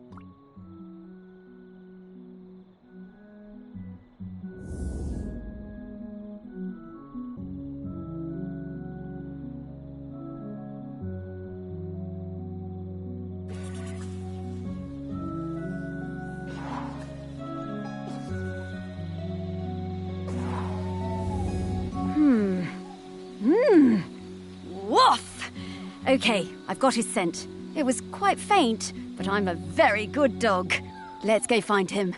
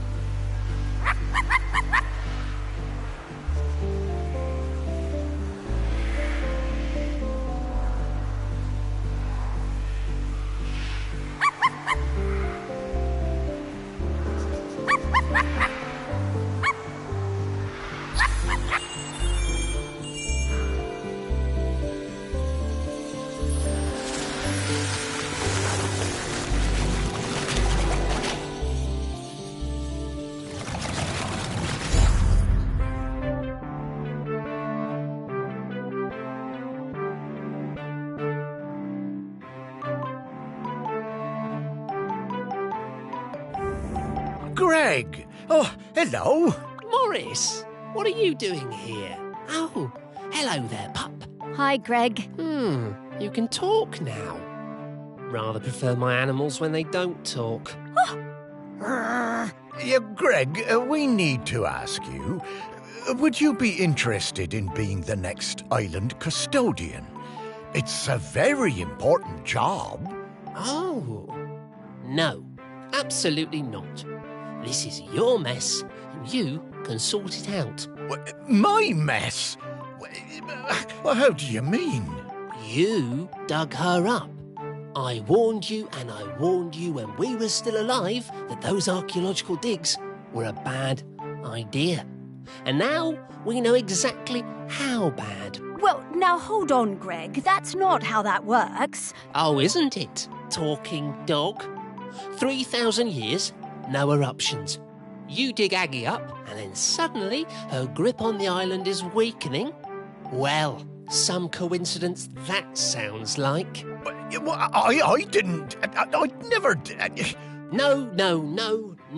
There's no way I'm doing that job. It's too much obligation, it's not my responsibility, and frankly, one lifetime of humans was plenty for me. Now, I'm going to stay right here until I can find David Abrams. Fine. Thanks, Greg. See ya, I suppose. Thanks, Greg.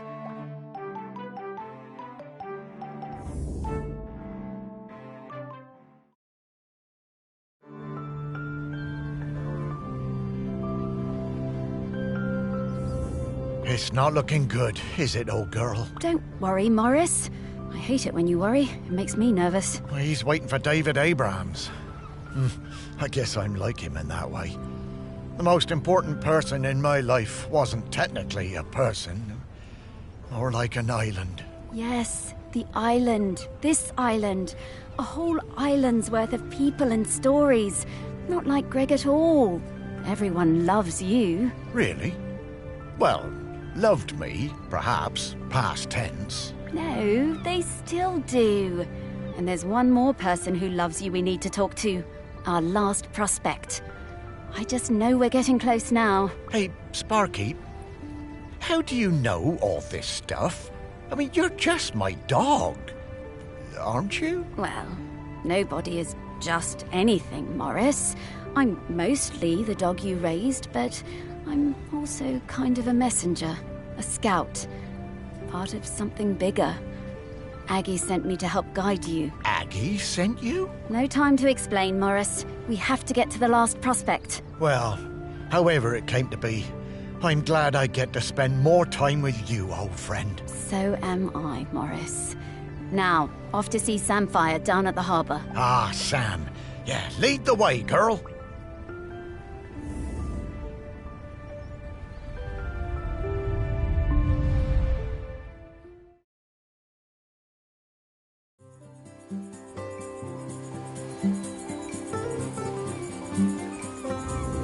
Ah, the harbour.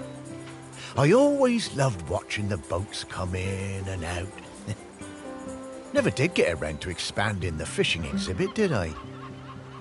You remember coming down here with me? I'd have liked it better if you'd have let me swim. I love your confidence, Sparky. But you always thought yourself a bigger dog than you actually were. Oh. Lots more boats than there used to be, though, weren't there? Certainly are. Shelmerston got busy. Though this is busier than even I remember. Say, how long have we been doing this search? Oh, I don't know, Morris. Once you're dead, time seems to be a bit less important. Does it? Oh, I don't know. I suppose it seems a bit galling that time and everything else keeps moving even though I've stopped. Makes a man feel unimportant. Oh, you're not unimportant, Morris. You're saving the island. And to do that, we better go find some people who remember Samfire. Yes, Sam surely understands the feeling of watching everything change. Fish folk live for, what, 200 years?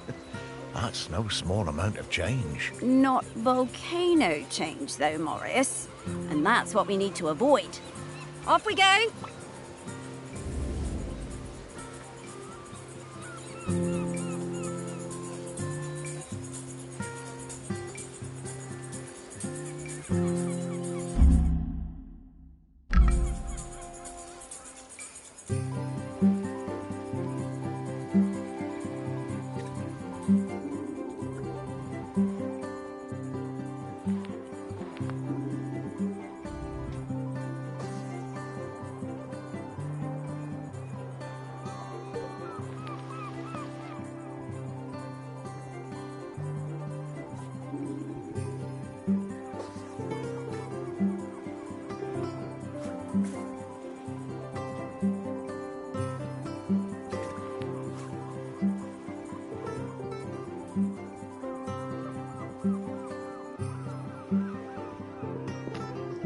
Alright, well, it won't let me click on him, so I'm guessing I gotta go do all the other people first.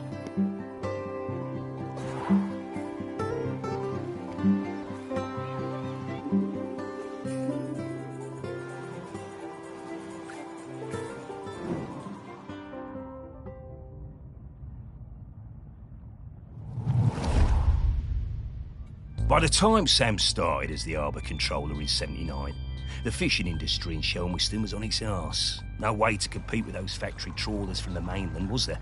Couldn't moor those things anywhere near the island, even if we had them. Of course we were all smuggling, stands to reason, done it?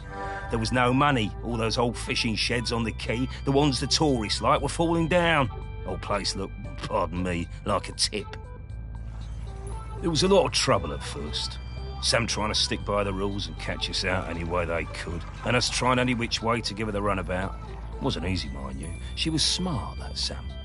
You never knew when they were going to pop her head out of the water beside your tub. And to be fair to Sam, some of them smuggling boys were bad uns.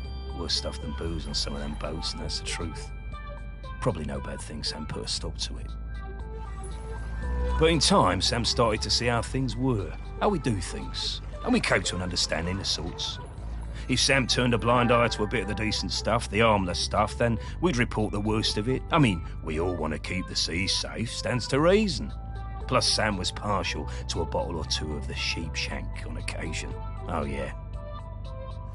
Sam was sharp as a gutting knife.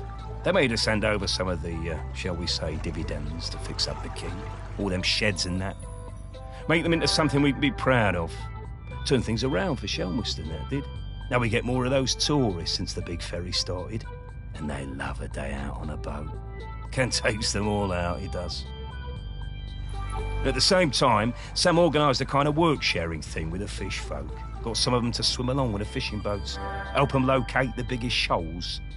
Gave those big trawlers with all their fancy radar gear a run for their money. We'll never be big players in the fishing down here. But thanks to Sam, we hold our own. Bless 'em. I reckon I still have a bottle or two of sheep shank stashed away at the museum. Don't suppose anyone will ever drink them now.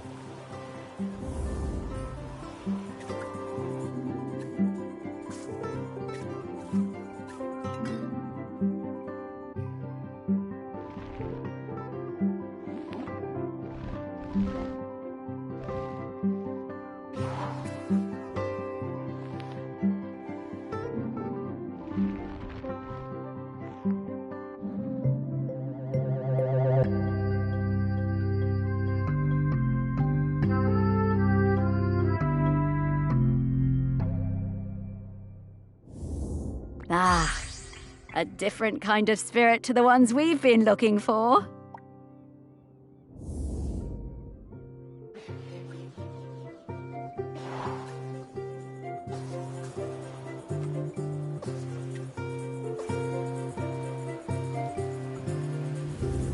I'm getting the scent of Grenkins again, Morris. I'll pop up to let you know when we're close to one.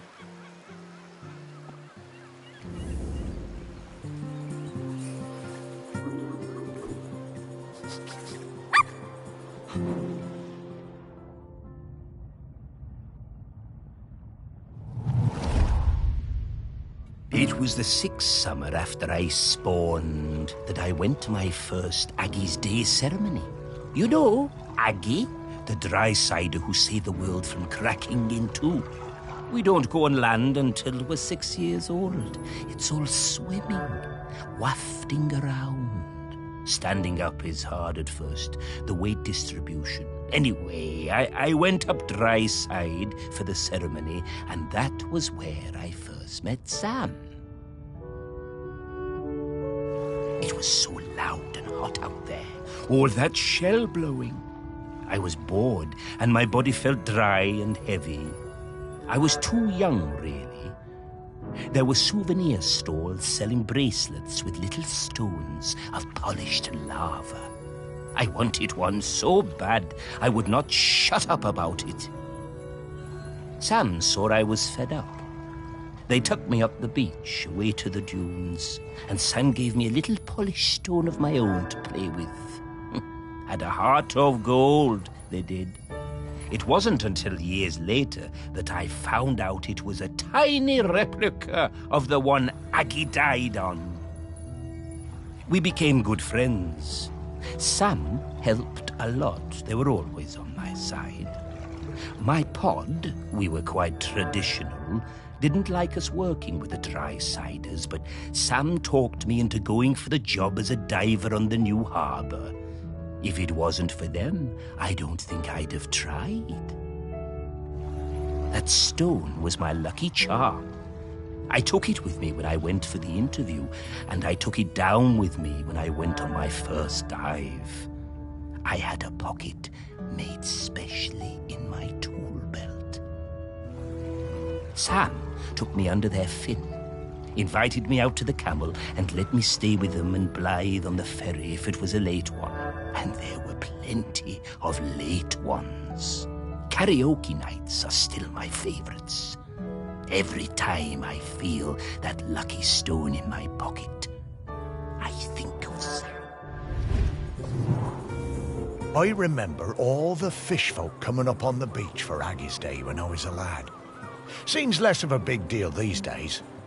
I guess they still celebrate it, but, well, it's a lot more sedate. Back then, oh, it was a huge event.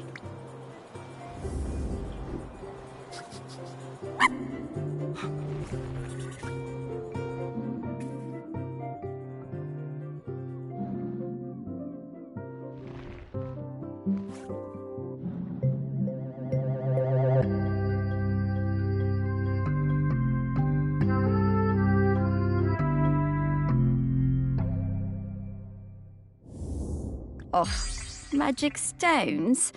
I knew humans were superstitious, but I thought the fish folk would be a bit more savvy.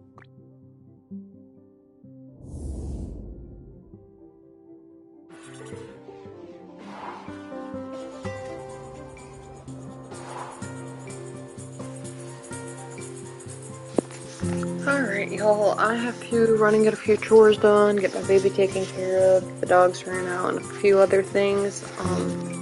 I appreciate y'all hanging with me for a while today. I should be back on maybe in about an hour or two, and we will try to pump out the rest of this game. So I'll catch y'all later.